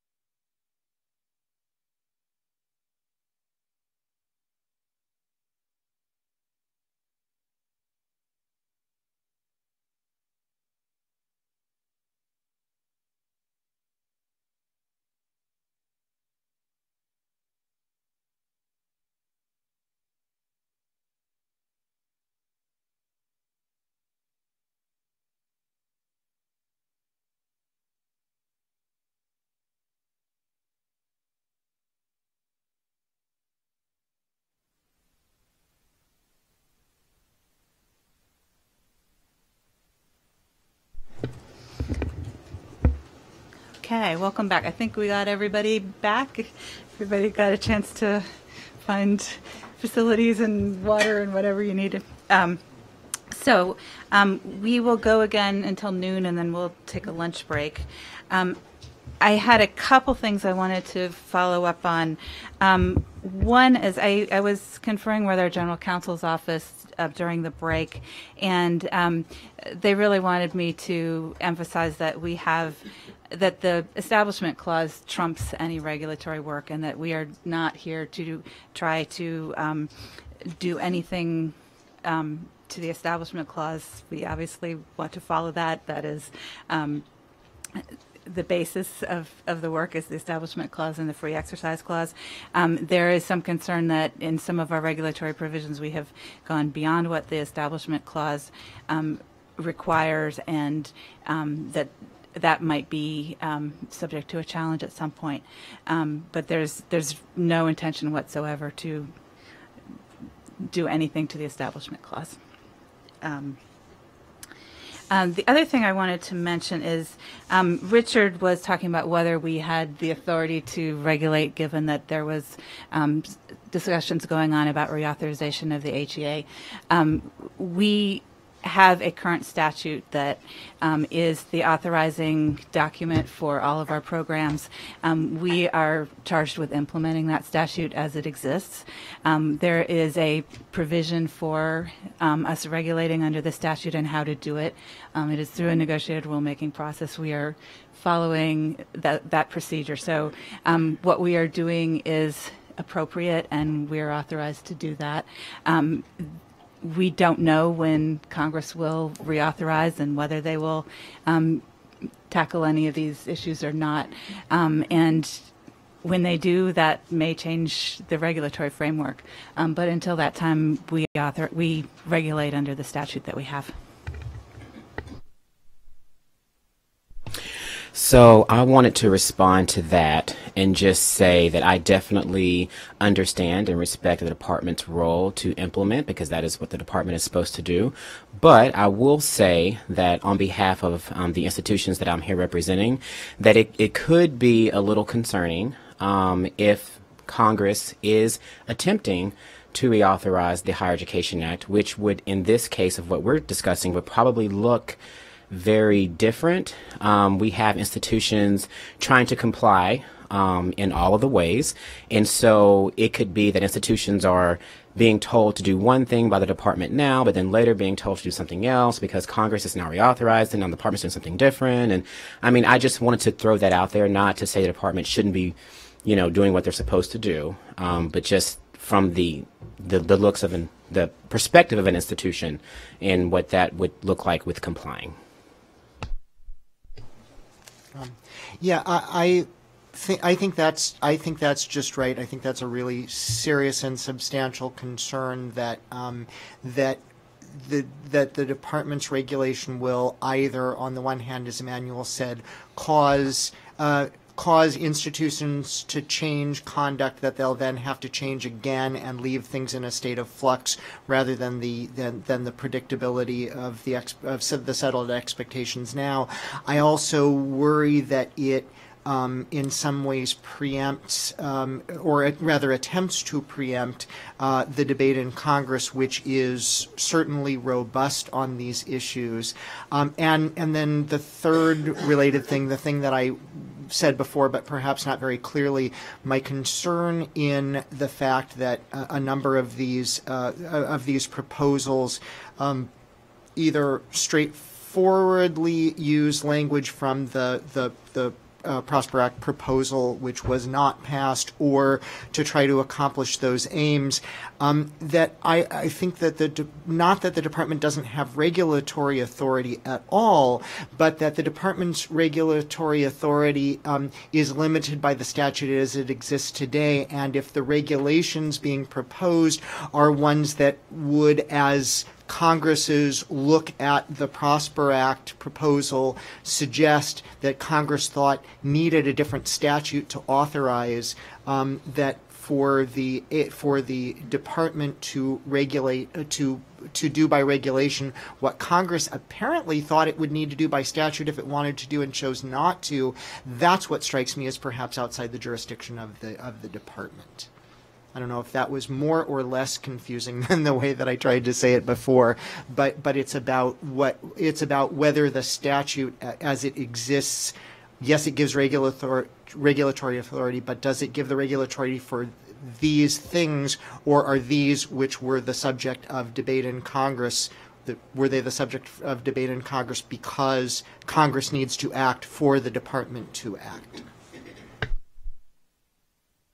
If I could reiterate what Emmanuel said, but within a different context. So in addition to the concern around mixed messages or mixed interpretations for institutes of higher education, with regard to Gear Up programs, it may come as a surprise to some of you that Gear Up grants are 7-year discretionary grants.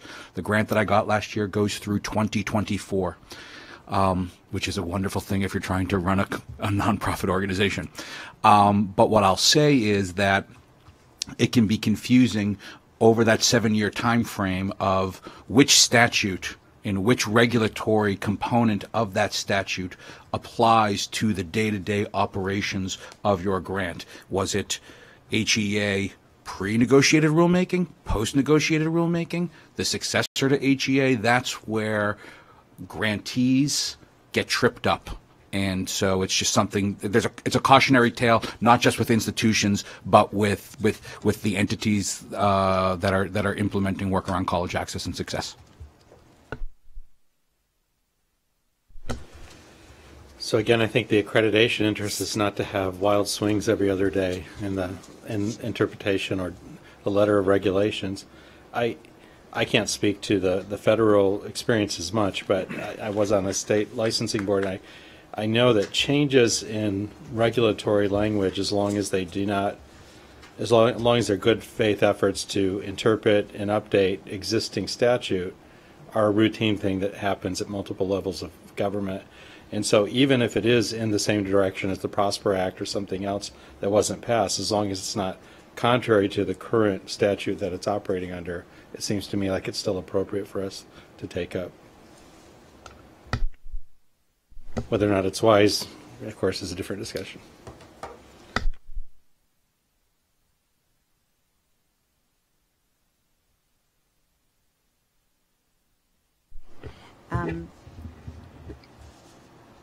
Should we go? Are there more comments on the first provision in Perkins? And Ashley also reminded me that this same provision is in multiple programs. So we have this same proposal, I think, 5 times, and we have one that's worded slightly differently.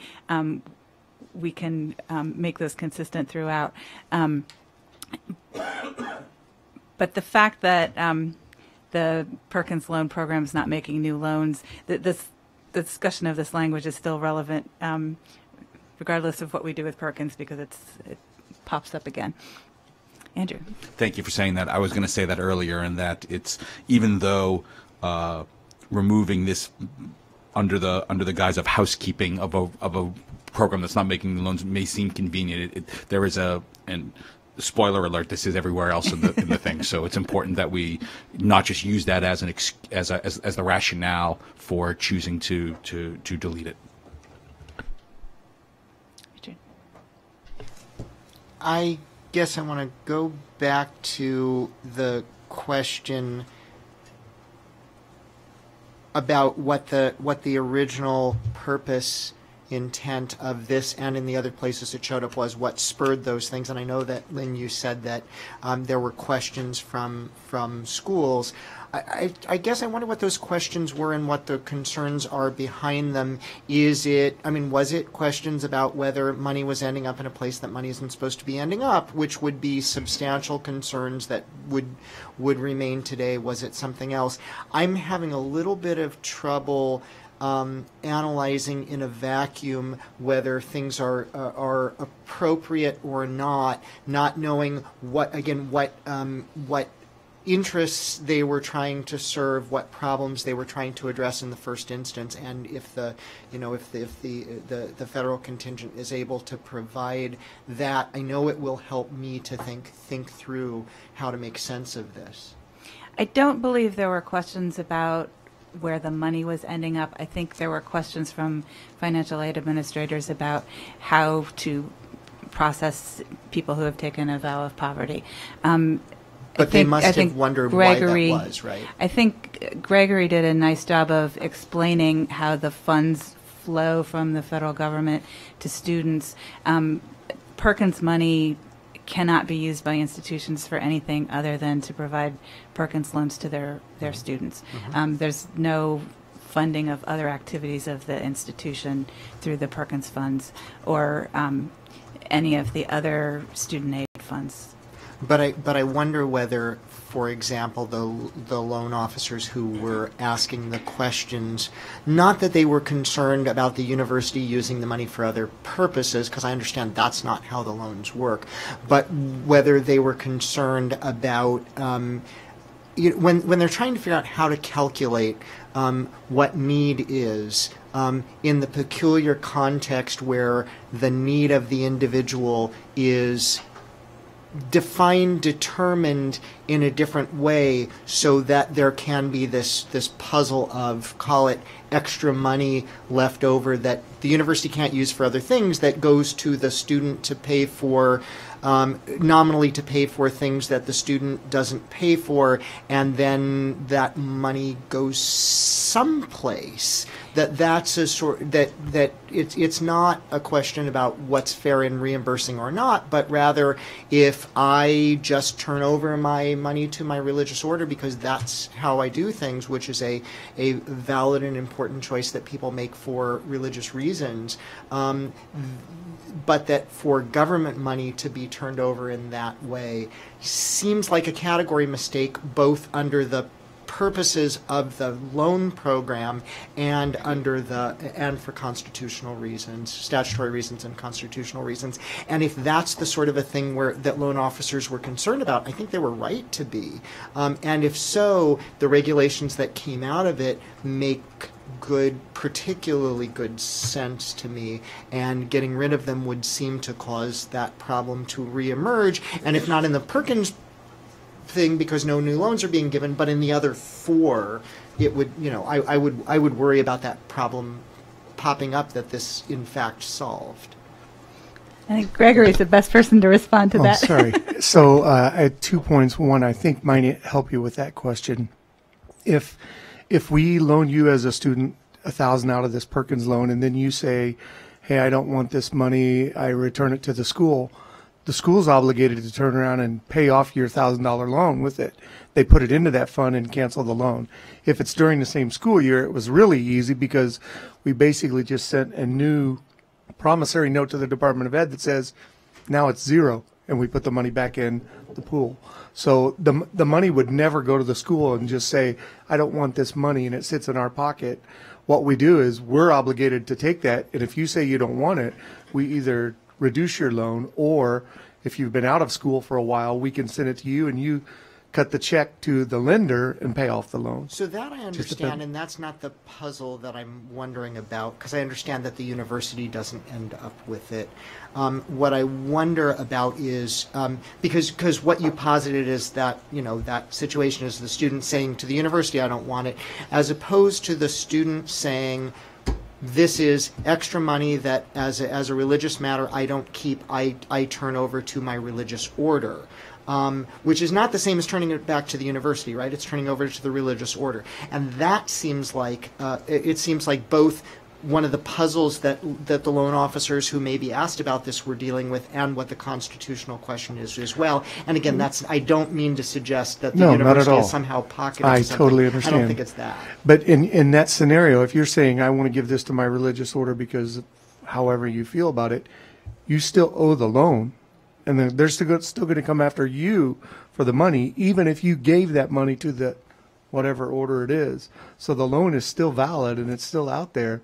The fact that you chose to take that money and give it to whatever charity you deem worthy is your call, but it's your loan. But if So the it would loan still be forgiveness, collected. which I understand is sort of jumping outside of this Oh, I particular understand. provision, but if the loan forgiveness is premised on my income, right? And my income is this peculiar thing where my income is zero because of my relationship with my religious order. Then the department then the loan forgiveness proceeds as though without these protections, as though I'm in a position that is really categorically different from the one that I'm actually in. It seems like that's sort of setting things up without these protections to say that that I get loan forgiveness because of this relationship where my income is defined by the order as zero because my needs are met in a different way, a different and valid way. That's different from everybody else, and it's a peculiar way. It's a peculiar puzzle for the loan officers to have to wrestle with, right? Right, and I don't. When you say loan forgiveness, I assume you're talking about the public service loan forgiveness or the repayments. But even on the Sure, repayments, absolutely. you have to make these de minimis payments as you go. So again, you're still paying on the loan. What they're doing is they're saying because you're performing, if that's a nonprofit, a public service, or in the case of a nurse or any of those, they're basically going to forgive a little bit of the loan as you go over the period of time, right? The second point I wanted to make was, and I know you were going to cover this in the next section when we're talking about work study, but I just want to give you a really fast scenario. For example, we're so careful about work study funds, they're federal funds and our school combined, that when we're paying a student to work on campus and help pay their school bill, and they get this work study money, and we use that to pay their salary to clean bathrooms in the academic dorm buildings, and so we're paying this student to do whatever job on campus. We purposely even avoid letting them earn $1 in our chapel, even though we have services there, we have meetings there, we have community organizations that have things that go on in that, but we don't even want to get close to that line. And so we purposely say, if your job is cleaning and this hour of it you are cleaning this chapel, we're not paying you out of work study here. That gets charged to the budget of that department, not, you know what I mean? So yes, there are a lot of hoops that we jump through on purpose to make sure that we're not getting close to crossing. And although that I line suppose on that this jumps ahead in the same way that you were, I know, just concerned about, but I think that that's right to take those precautions. And one of the things about the changes that are being proposed here is I feel like those are striking out from the regulations, the requirements of taking the sorts of precautions that you're talking about, and that feels to me like setting folks up to fail, to make mistakes. That not having that guidance. So that's actually one of the things, and I know we'll get to it more, that I'm concerned about. And what you're describing is logical, but it's also something for which the guidance really matters. Sure, quickly, I just wanted to inject that as we talk about this, I want to make sure that we just don't look at this through the eyes of a loan that's going to eventually be repaid. Obviously, later on page 4, we talk about Pell Grants, and that's not money that has to be repaid. So I think it's important that we don't just necessarily look at it when this, well, it's a loan, it's going to be repaid. This agency knows lots of loans aren't repaid, and there are other provisions here where we should be looking at this as federal financial aid blindly about whether it's a loan or a grant. I'll just say the kind of hair splitting that you're talking about not $1 for cleaning the chapel is not required under the law, and it really is troublesome to an institution like mine, where our mission infuses everything we do in terms of our accounting students, our political science students. They may not be taking any sort of religious training, but they are receiving training that is faith infused in those non-religious disciplines. So if our professors are doing their job right, everything we do is impacted by our religious faith. And to split hairs like that will not work on a campus like ours anyway.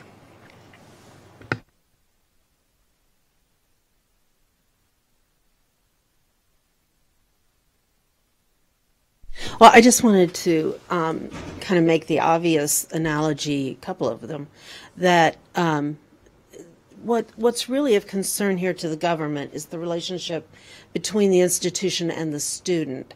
And the government is not to be concerned with the decisions that the student is making in his or her personal life. And so the fact that money might possibly, which seems very unlikely, end up at the religious order is no different than if the student takes the loan and puts $20 in the offering plate when it goes past her at church the next Sunday. It's the money, that $20 may have come from one of these grants or loans, but it's none of the government's business that the student put $20 in the offering plate. That would be obviously a violation of the Free Exercise Clause and even the Establishment Clause itself. So the idea here, the big concept is you look at the money that goes to the student, and as Greg has explained, the student's responsible for paying that back, regardless of what the student does with whatever is left over in the interim. And we really don't want the government getting into, well, how did you use that money? And was it religious or was it secular or whatever? That raises all kinds of constitutional problems that Steve was alluding to. So I just wanted to make that point, that thinking about it, there are many ways in which students use money that may be for religious use, and it's really not part of the discussion, the constitutional discussion, that the government it's not supposed to care about that. So we're talking about a couple of different issues, kind of moving ahead and talking about deferment sections or work study or Pell Grants. If we start just with 674.9, I guess my first inclination would be, since this is now a done program, it seems strange to me to alter the wording here unless we want to qualify that it's not consistent with the current regulatory language of similar kinds of regulations in other areas. So having said that, I don't like the way the wording is written. So, but again, I know that it could have been in response to some concrete situation that we're not clearly seeing right now. It does seem to me too broad, and I don't see the difference if someone is writing a check from their student loan money for lodging to pay for housing they would have gotten anyways as part of being in a religious order to offset it, and we're paying for other students' housing, but it sounds like that's not what's happening. In practical terms, their need would be reduced unless they just didn't tell us they're not paying rent. It seems to me like that's an issue of how the IRS accounts for income and what or cost involved in religious vocations. I know there's been exemptions for ministers' parishes at times in the past, things like that for housing. That's an area that goes way beyond this discussion, but I don't see an issue if what we're paying for is an allocated cost for something like housing or some other life costs involved in going to school.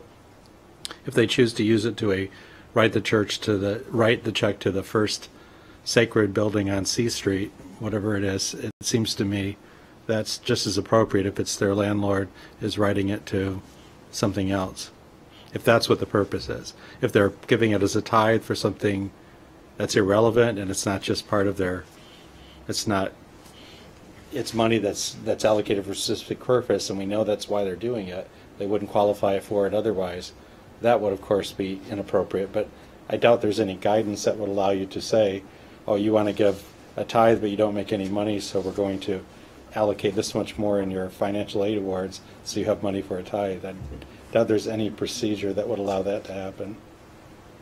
So anyhow, those are my thoughts.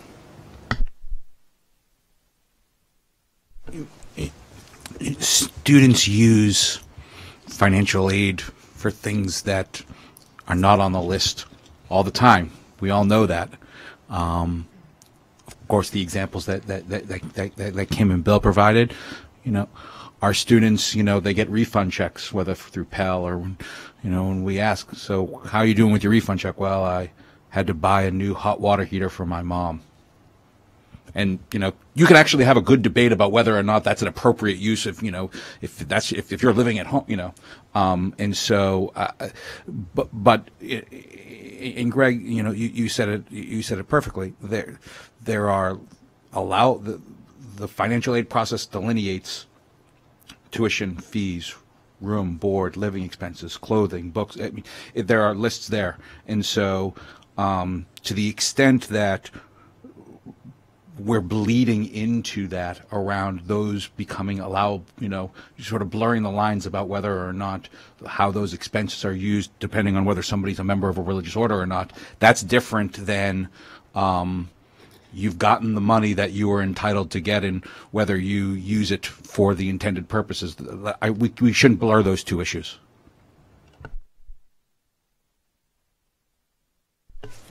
I wonder if someone can speak to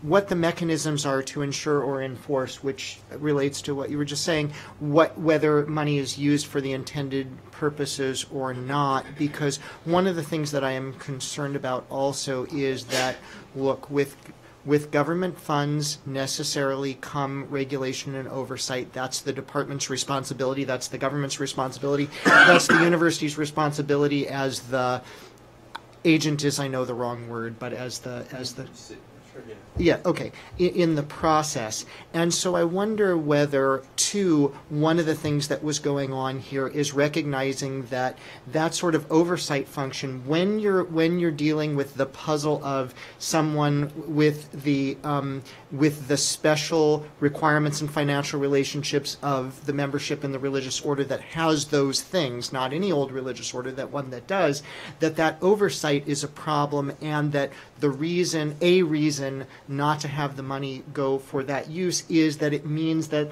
the university or the department or whoever else it is shouldn't be in the business of digging in to see whether those uses are making judgments about whether those uses are appropriate or not. So I don't know if anybody can speak to sort of how that oversight process works, because I assume that there must be one given what the rules are. Yeah, I'd like to respond to that. The way the financial aid system is set up, that's really done up front when we determine what a student's need is.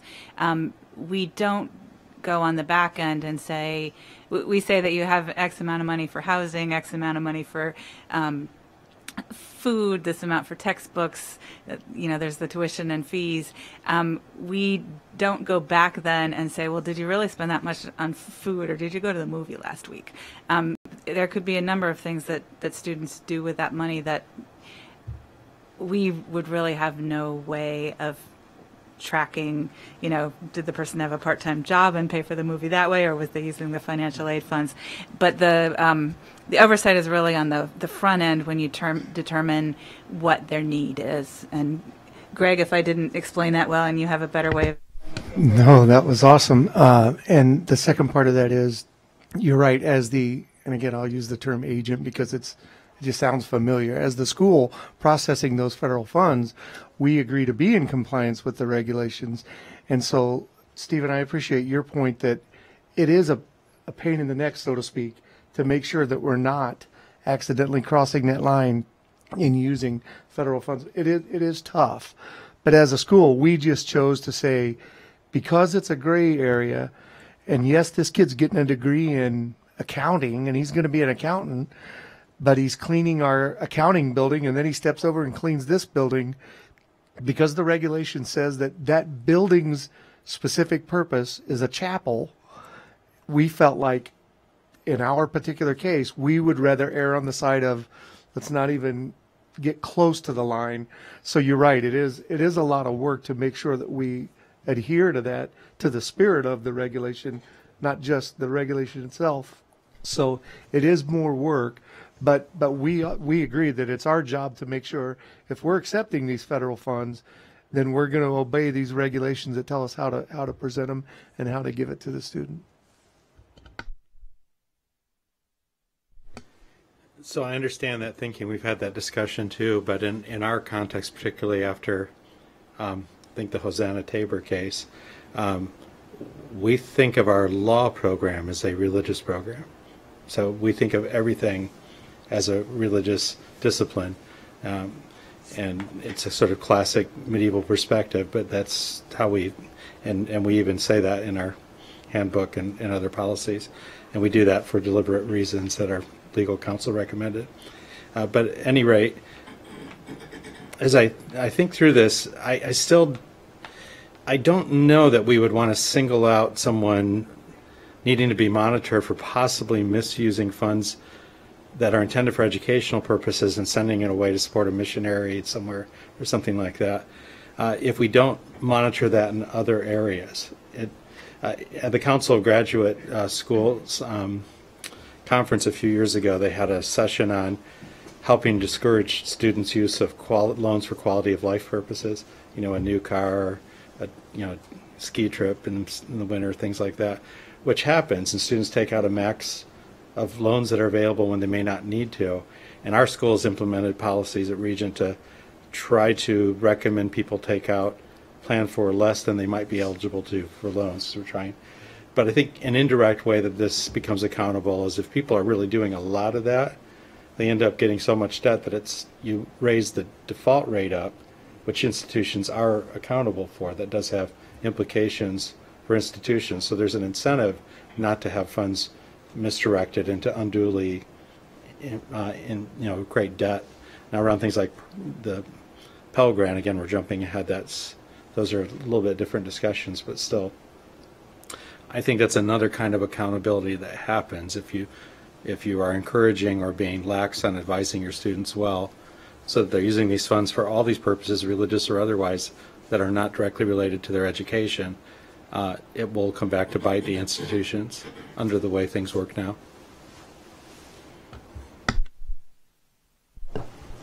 Yeah, it's really incredibly helpful, Greg, to hear I'm sorry, Greg or Gregory, that's what I thought, Greg, yeah. To hear how your institution handles things. I wonder if you know, or if others know, what's the range of, that is not the only way that people go about things, what the range is of how institutions actually handle these same concerns, how common versus uncommon is that, what are customary practices throughout. And I don't know if you can speak to that at all, but I would be interested to hear, because that perspective is, I think, really smart, but I don't know whether it is universal. Emmanuel, is it okay if I answer that point? I didn't want to jump in over your... And I'm sorry, and I didn't want to preempt you, sure. Emmanuel, either. Yeah, and I can tell you this, that we have an annual audit, and we have this auditing firm that comes in and looks at everything that we've done, and we certainly, that's our way of saying, we're in compliance, right? We're in compliance, right? When that audit comes through and there's no findings about the misuse or anything, obviously. So as an institution, there's an annual process that verifies that we are making those exact checks. As a group, I can say that I've sat in with community colleges and so forth, and even our local community college, that they also kind of go around about and do those same kind of verifications and checks along the way. So I don't think the department, until it's a program review, when the department comes in for a federal full review, that you're doing everything, basically just checking up that you're doing everything you're supposed to be. That would be another example of the government, the department coming in and saying, we're just making sure that you're getting these funds and this is how they're spent. And they analyze it and make sure that we're in compliance with those very things as well. Again, I can't tell you how many schools do or don't walk up to the line or don't walk up to the line. You know what I mean? Because each school, I can say we're paying him to clean a bathroom, not we're paying him to clean a bathroom in a chapel that is part of our building where we also do house other things. So I hope that helps.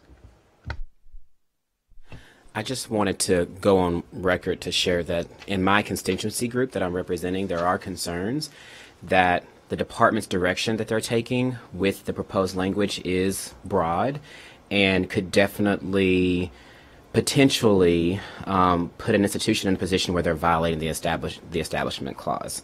and that is of concern. And so we just want to make sure that that is not the case. And I've heard that the department doesn't want to be redundant, and I definitely respect not duplicating things within regulations. If you're saying it once, why are you saying it again? I completely understand that. I completely support this consistency in language. So if this were a direction that we were to move in, that the language should be similar here in the Perkins Loan Program, even though it has now expired, but just to show consistency throughout the regulation as a whole for drafting purposes. I do respect that and understand that too as well, but I would be remiss if I did not share that within my constituency group, there's also similar concerns as just the direction the department's taking overall and the basis for the direction.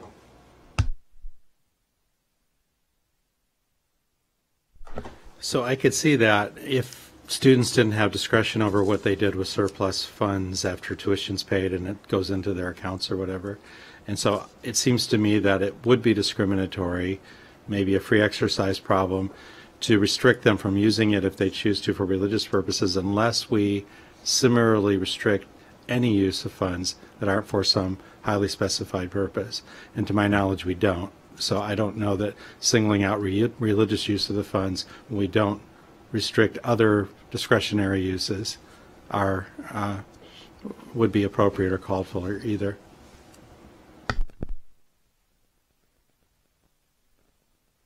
Right. So I just wanted to speak to the Establishment Clause issue again.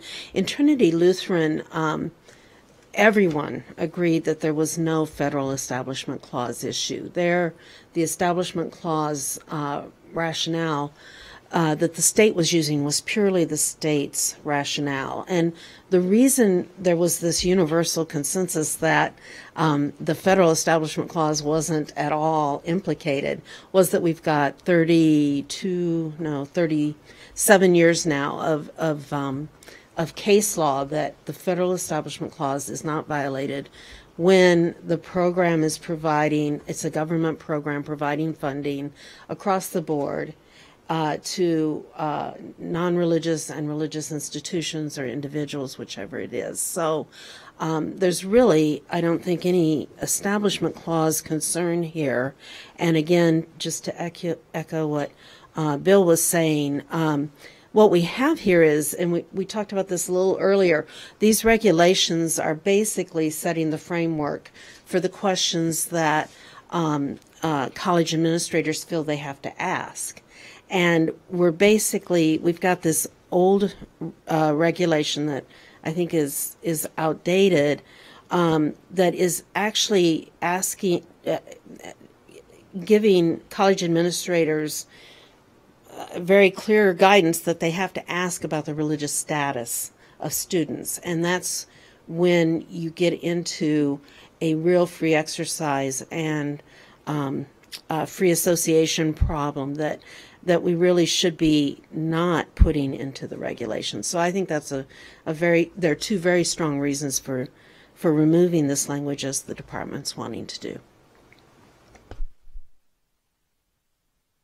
Just kind of following up on what Bill said, it does seem like this language, again, from my specific, I guess, context, it does seem to target a little bit the individual who has a religious belief instead of going after the real spending of the funds. I mean, if we really were concerned about where are all of these governmental dollars going, why would we limit it to only those types of religious entities that have as their primary objective the promotion of a supreme being? You know, there are a lot of religious cults and things who don't necessarily purport to support a supreme being, but an individual. And it seems like we would be concerned about that as well. If our real concern was where are those dollars going, and we're just kind of worried really about this particular religious issue, to me it seems on the face of it to target some sort of specific religiously minded individual based on the beliefs that his religious order or her religious order purport. And that to me seems to be problematic for the federal government to be involved in that kind of analysis.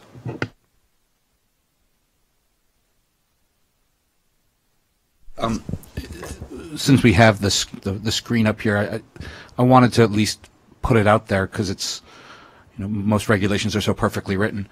A member of a religious order who is pursuing a course of study, blah, blah, blah, blah, blah. So the first statement there has its primary objective the promotion of ideals and beliefs regarding a supreme being. The way I read that, if you could just move, that first statement does not apply to a member of a religious order. That statement applies to the course of study. And so if it applies to the religious order.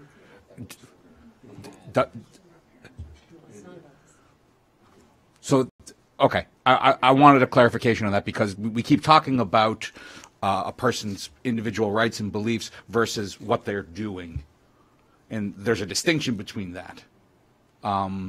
So is everyone in agreement that it applies to a member of a religious order or versus a course of study?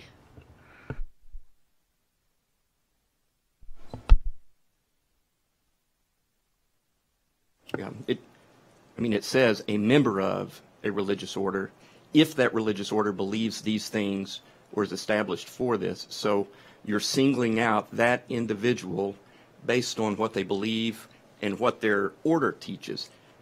And that's just not constitutional. And it's not our purpose as a subcommittee to really get into the constitutionality of it all. I think we've got pretty specific directives here that we need to get through on behalf of the committee. So what this is pointing to as I read the rule is not singling out individuals or institutions because of their beliefs, because you have to read all those provisions together, right? Because it's an and so it's saying this is about a financial relationship that speaks to not to who the person is, what the person believes, or what the institution believes, but about how those financial arrangements are organized. You're a member of this order. The fact of membership isn't what matters. It's sort of what follows from that in terms of the conduct, the way that it affects your finances, the way that it affects the mission that you're serving, and what the government is underwriting as well. But principally, I think it's about the way that it's written has to be read as about the financial relationships, and that isn't treating religion or belief differently. It's treating a particular set of financial arrangements differently, and that seems valid to me. Can I respond to that? Yes. If that's the case, let's reword it to say that because the way it's written, it does say this particular member of a religious order is not eligible for this specific type of government aid, is what it's saying. So if our intent is let's not let this money inadvertently get to support a religious entity, let's just say that. That's a lot easier than the government telling us the kinds of entities where if you believe this, if you're a member of this, you're disqualified. That's a problem. And maybe I'm simplifying it too much, but a member of a religious order that believes these things, if the religious order believes these things, then you're not the type of person that qualifies for this financial benefit from the government. That's problematic. That's problematic. And again, maybe I'm simplifying it too much, but the way this is written, Stephen, do you have a specific suggestion for how we could get around that problem? I would get rid of all of it. I mean, I think the red line does exactly... Microphone, please. Yeah, I'm sorry. The red line version, I think, does that. There's no religious targeting once that's gone. So either we do that, or I think we take out the parenthetical after religious order. We take out, but my preference would be just stick with what is recommended here. That gets the cleanest, least opportunity for religious targeting if you just drop it.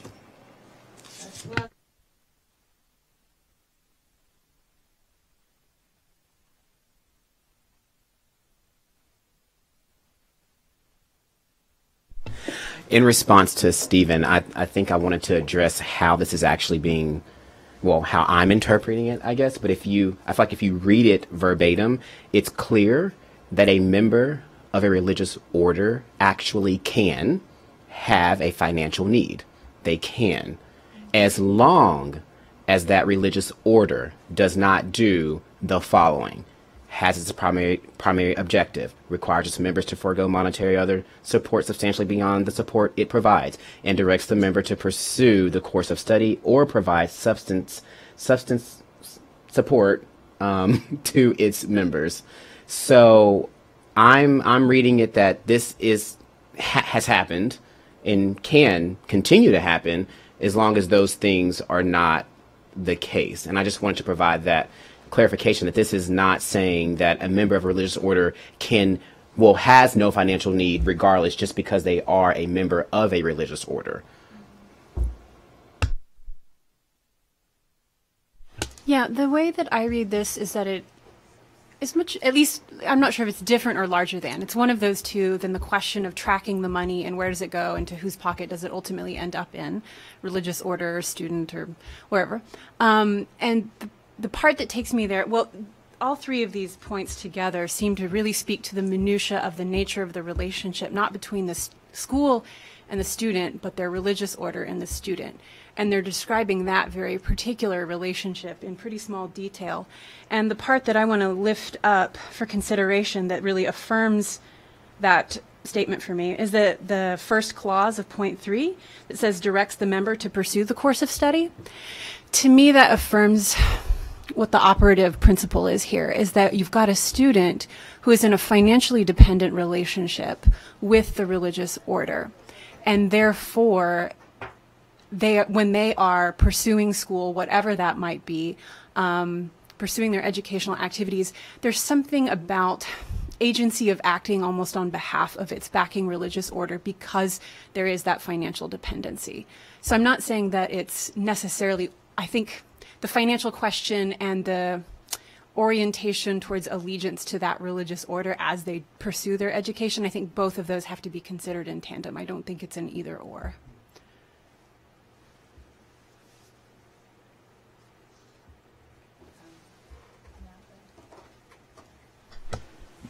So I would agree, but that's why it's concerning to me. Is there's lots of families that tell their children that we're not going to write the tuition check if you don't go into law or whatever. And so I think to just single it out because it's a religious source that the person is voluntarily choosing to align with, as long as the student is the one that is making the choice to be a part of this order, it seems like it's within their freedoms. And to interfere with that does seem to me directly to relate to exercise issues. But it just seems like they either have a need or they don't. And if a religious order is providing their housing, then presumably that wouldn't be something that goes into their, I'm going to say this wrong, FAFSA, how do you say the financial aid, right? So it would either factor in or it wouldn't in their financial need calculation. And it might be an issue of fraud, but that would already be covered under existing laws, right? If they say, my need is so great because I'm living downtown New York and it's New York City and it costs this much to live here, and you find out they're living in a commune where they're not paying anything. Okay, well, that seems like we already have ways of dealing with that. The reason it being a specifically religious context that's providing that seems irrelevant to me. So I think that how, Emmanuel, you talked about reading the whole thing in context to understand, I think is exactly right. I think that is what it's doing. I think, Haven, you pointed to some of the concerns that are going on. And I guess all of this and all the debate that we've had on the various considerations of this get me back to the puzzle of wondering what motivated the this to be put in originally, because it seems like there was a problem that was being addressed, and that knowing whether that language can be stricken and the problem and it's not a problem that needs to be solved, or whether the language should be retained, or whether different language should be used to get to the core concern and solve the problem. All of that, it seems to me, we would be in a position to know how to answer or know how to think about if we really know what's at issue here, and not if we're looking at the cold text of the reg and the cold text of the proposal without knowing why were people bothered by why did people need this answer to begin with. I would say when looking at paragraphs 1, 2, and 3, what is the issue that we're actually trying to address with the religious order? Is it the fact that it has a primary objective? Like, I know this is a financial relationship, and so we're trying to determine whether or not a member of a religious order actually needs financial aid. Student loans, Pell Grants, whatever the case may be. So I think as a subcommittee, we are tasked to determine whether or not we believe this is the appropriate direction the department should be moving in, and if we don't, come up with revised language that we might think is better to then be proposed to the main committee to then be voted on. And so I guess I would want to challenge us as a subcommittee in saying, okay, let's look at this language, because this language is repeated throughout this, throughout what we have here. So is there something about this language that gives us pause? And if so, what is that exactly? Is it in its entirety? That's what gives us pause? Or is it paragraph 1, 2, or 3?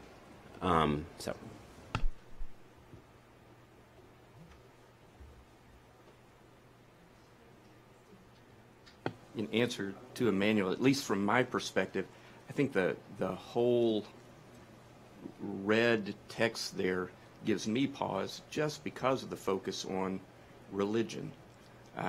If it were reworded where it said something like an individual does not have financial need if that money is going to something other than his educational pursuits directly tied to the things highlighted in the other regulations, maybe that would do that. But my preference would be just don't use the word religion.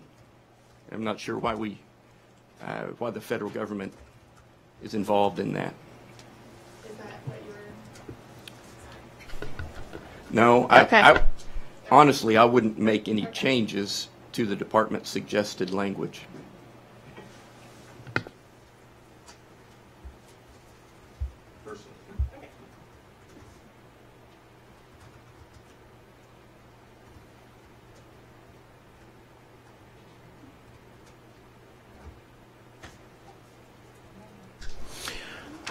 With that being said, I would, I guess, echo Richard and others who have said I would like to better understand exactly why the department put this in regulation in the first place, so then we can determine what the issue was. If that issue is resolved, if this language is removed, would there then be another issue that we would have to resolve? Just to make sure that whatever language we do propose, we're looking at the history of what happened and the future of what could happen, and making sure this language is the best possible end result for our institutions to have to comply with. So this evening after we leave, I will see if I can find any more information about why this was put into place. I'm not sure whether more exists or not, but I will bring back whatever I have tomorrow. And it seems to me that because it shows up in all those different places, anything on any of those places that triggered it would speak to it, right? I agree that would be helpful. Just kind of know the background.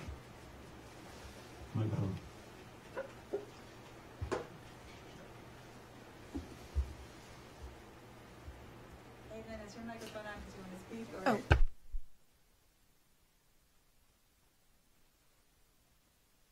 So I, as a novice to NEGREG here, I don't know whether or not you use parliamentary procedure or not, but to me, whether or not I would support completely what the recommendation is here, which I initially do, would depend on that information you're going to give us.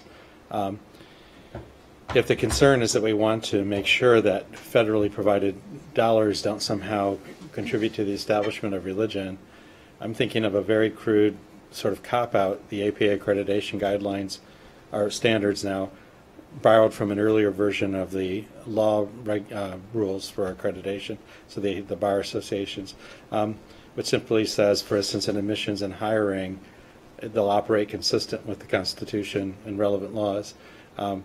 Because these precedents change, I mean, you lawyers make this enormously complex for us, so these change in how we understand these things and the nuances of them. And when you try, it looks like to me, I'm guessing, it'll be interesting to hear what you say, but I'm guessing there was a specific concern either theoretically, like some earlier Department of Justice memo, or around a specific case that drove that language. And that kind of thing can happen all the time and drive law in funny places, or regulations in funny places. And so, but to me, singling out religion produces so many potential harms when there's so many other areas of discretionary choice we could be monitoring, that if this isn't a consistent practice, it's wrong on the face.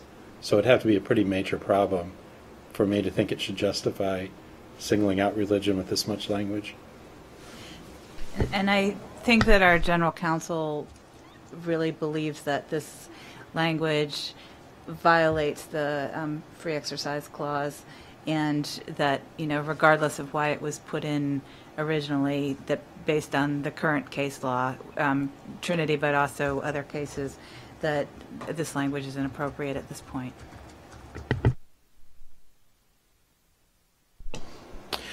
Lynn, I was wondering if you could do a temperature check. I think it would be helpful for us to kind of know what everyone is thinking as it relates to the department's suggestion, if we are like supportive of it, or if we're kind of neutral, or if we're definitely opposed, because I think once we break for lunch and come back, maybe that will help inform our discussions on how we move forward and what we just, you know, in what way that looks like, especially with drafting language. I think that it's important that we can have some language here, that we can at least get to a place where we are not strongly opposed to, depending on, you know, the context of what's happening.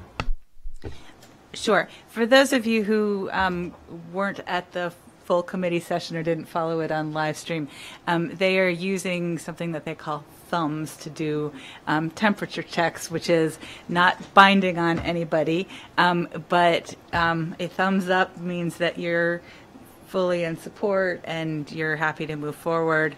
A sideways thumb means you're either not sure about it or you have some reservations, but you wouldn't withhold consensus because that group is looking for consensus.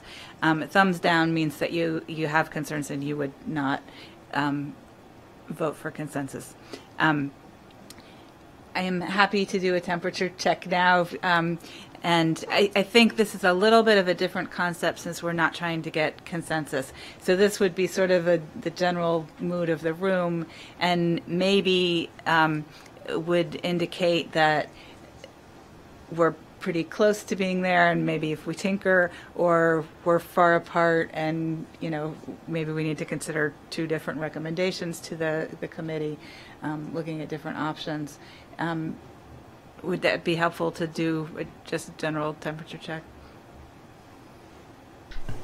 It may well, but I'm not sure that it lends itself to this in as concrete a way as maybe you want, because of the puzzle. And Emmanuel, what you said before is sort of figuring out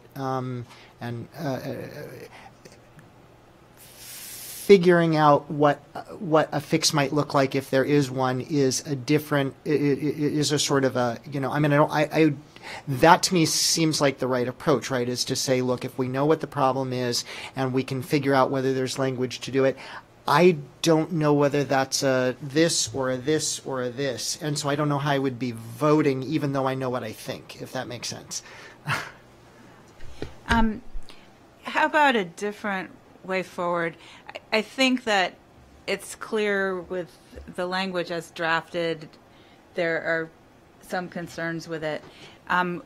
What if we broke for lunch for an hour and a half and allowed everybody to think about this, and if people outside of this room have some thoughts about how we might be able to address the concerns that a couple people have raised at the table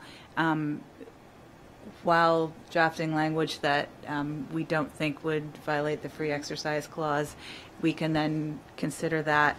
And let's see what time it is. So we have 10 minutes. Maybe we should just move on from this and start with the next deferment section, and that can be another thing that people can think about over lunch, because I don't think we'll get through that. And then people will have plenty of time to go get food and to... Does that work for people? Could I just say real quickly, I think it was this mentioned before, but I'm used to talking about new language or additional language. And for instance, if we had done the thumbs up, thumbs down, it would have been on whether or not to be okay with the deletion of existing language. I think just for the record, since we're talking this through as streaming, we want to be clear on what it is to support this means we're supporting deletion, right? So that's what it would mean. Okay, well, so maybe for clarity, if we do a thumbs up, thumbs down, if you are in support of the deletion, thumbs up. If you think that there may be a way forward that's not deletion but some other language, that would be a sideways thumb. And if you just don't think that irreconcilable differences, thumbs down. Andrew? I do want to at least say that Richard's question of how we got to this point, what was the motivation here, is, to me, is really relevant in knowing whether or not what I'm going to do with my thumb. So I appreciate you trying to move it along. I just don't know that I have enough context in order to be able to make that determination. So this is not binding on anybody. So first of all, this committee doesn't take a binding vote. We just do recommendations. So I think it might be helpful to just get the mood of the room to see whether it makes sense to spend some time thinking about alternative language or addressing concerns on the deletion. It's not something that you're held to. If we find something relevant, you can change your mind. Yes, Thomas. If these regulations are in other plots of the regulations. Yes, they are. What does the vote mean right now, whether you support or you don't support? Do you have to be consistent with the other regulations? I mean, so this language comes up in multiple places, and I think that with the exception of Perkins, which is a program where we're no longer funding new loans, the implications are pretty much the same for all of the other programs. If we could take a vote just sort of generally on this language, if we think that there's a way forward with this language, I think it would apply to all of the programs. If people feel like it shouldn't apply to one or more, we can have that conversation separately, but just sort of in general, the religious order language.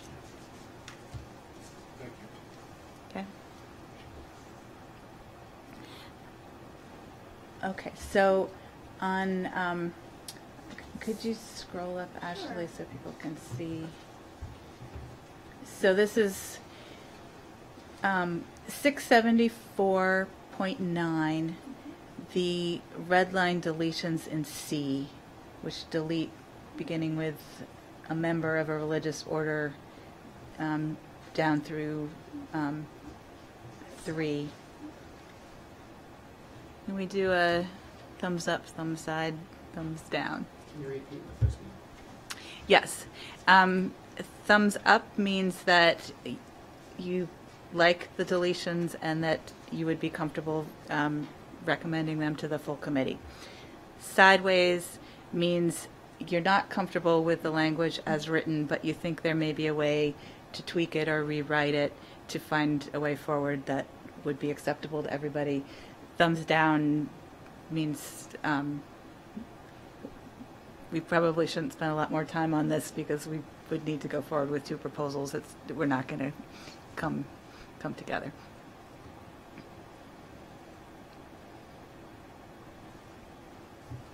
That was, I think you described the middle position slightly differently than you did previously, and at least it matters for me, and I suspect it matters given some of the comments for some other folks as well, is that I think originally you had said something like worth talking about whether there's different language, and this time you said not happy with the current regulation, but think that there's different, and those are 2 entirely different things from my perspective.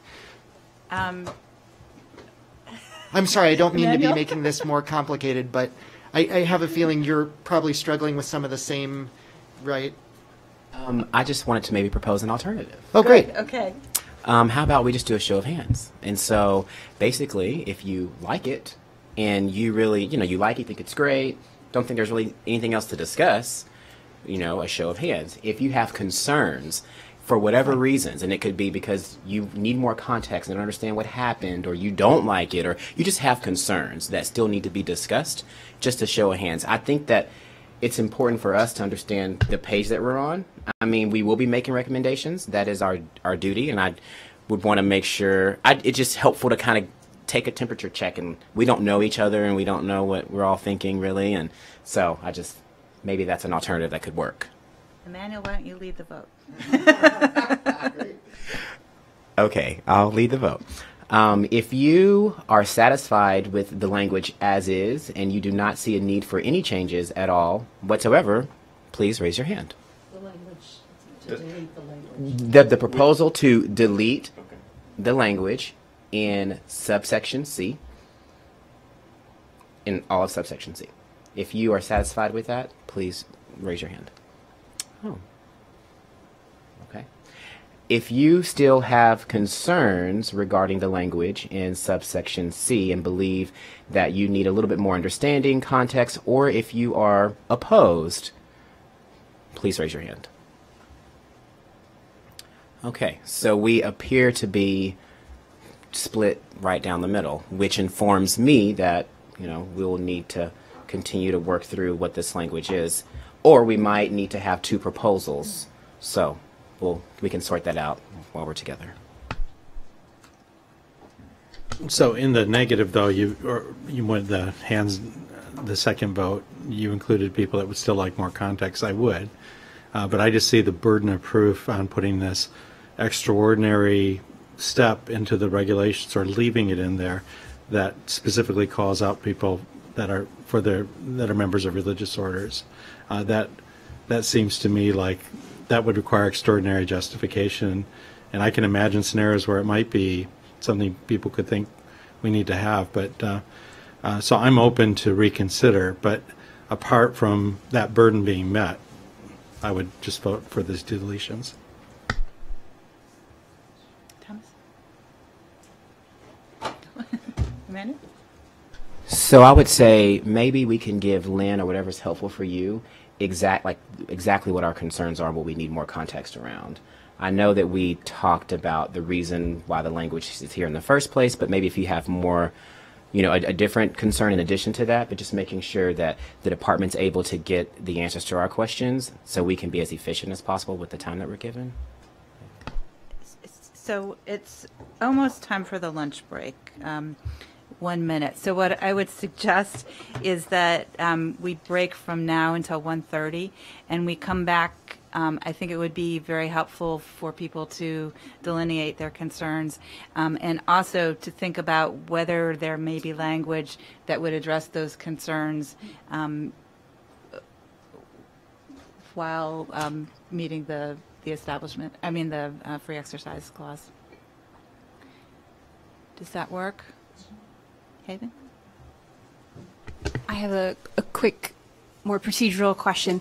Lynn, I noticed that you voted, and I'm curious if you can clarify your role as facilitator, whether you are an invested party, and like just how deep that rolls. Yeah.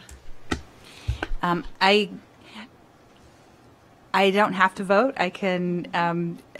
It is an awkward role to play. I'm sort of organizing and facilitating. I work for the Department of Education that's putting forward these proposals.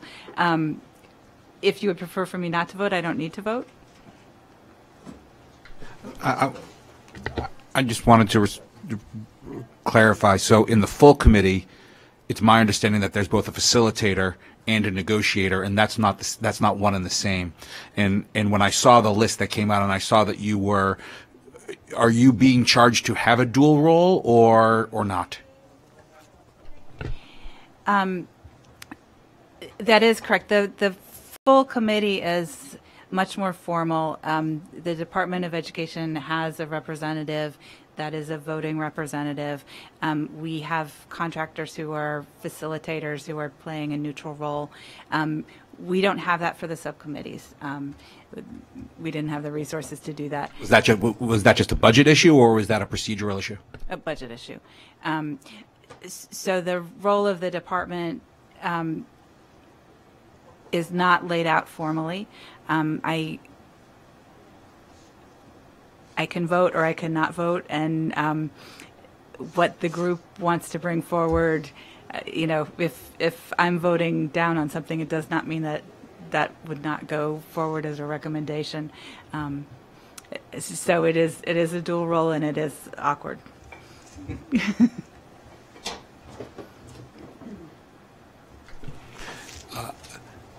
I have concerns that it's, by what you just said, that if you yourself have acknowledged that it's awkward, that sort of calls into question whether or not you can play both roles. I'd love to hear other people, but that would, that I have concerns about that. Going forward, I won't vote.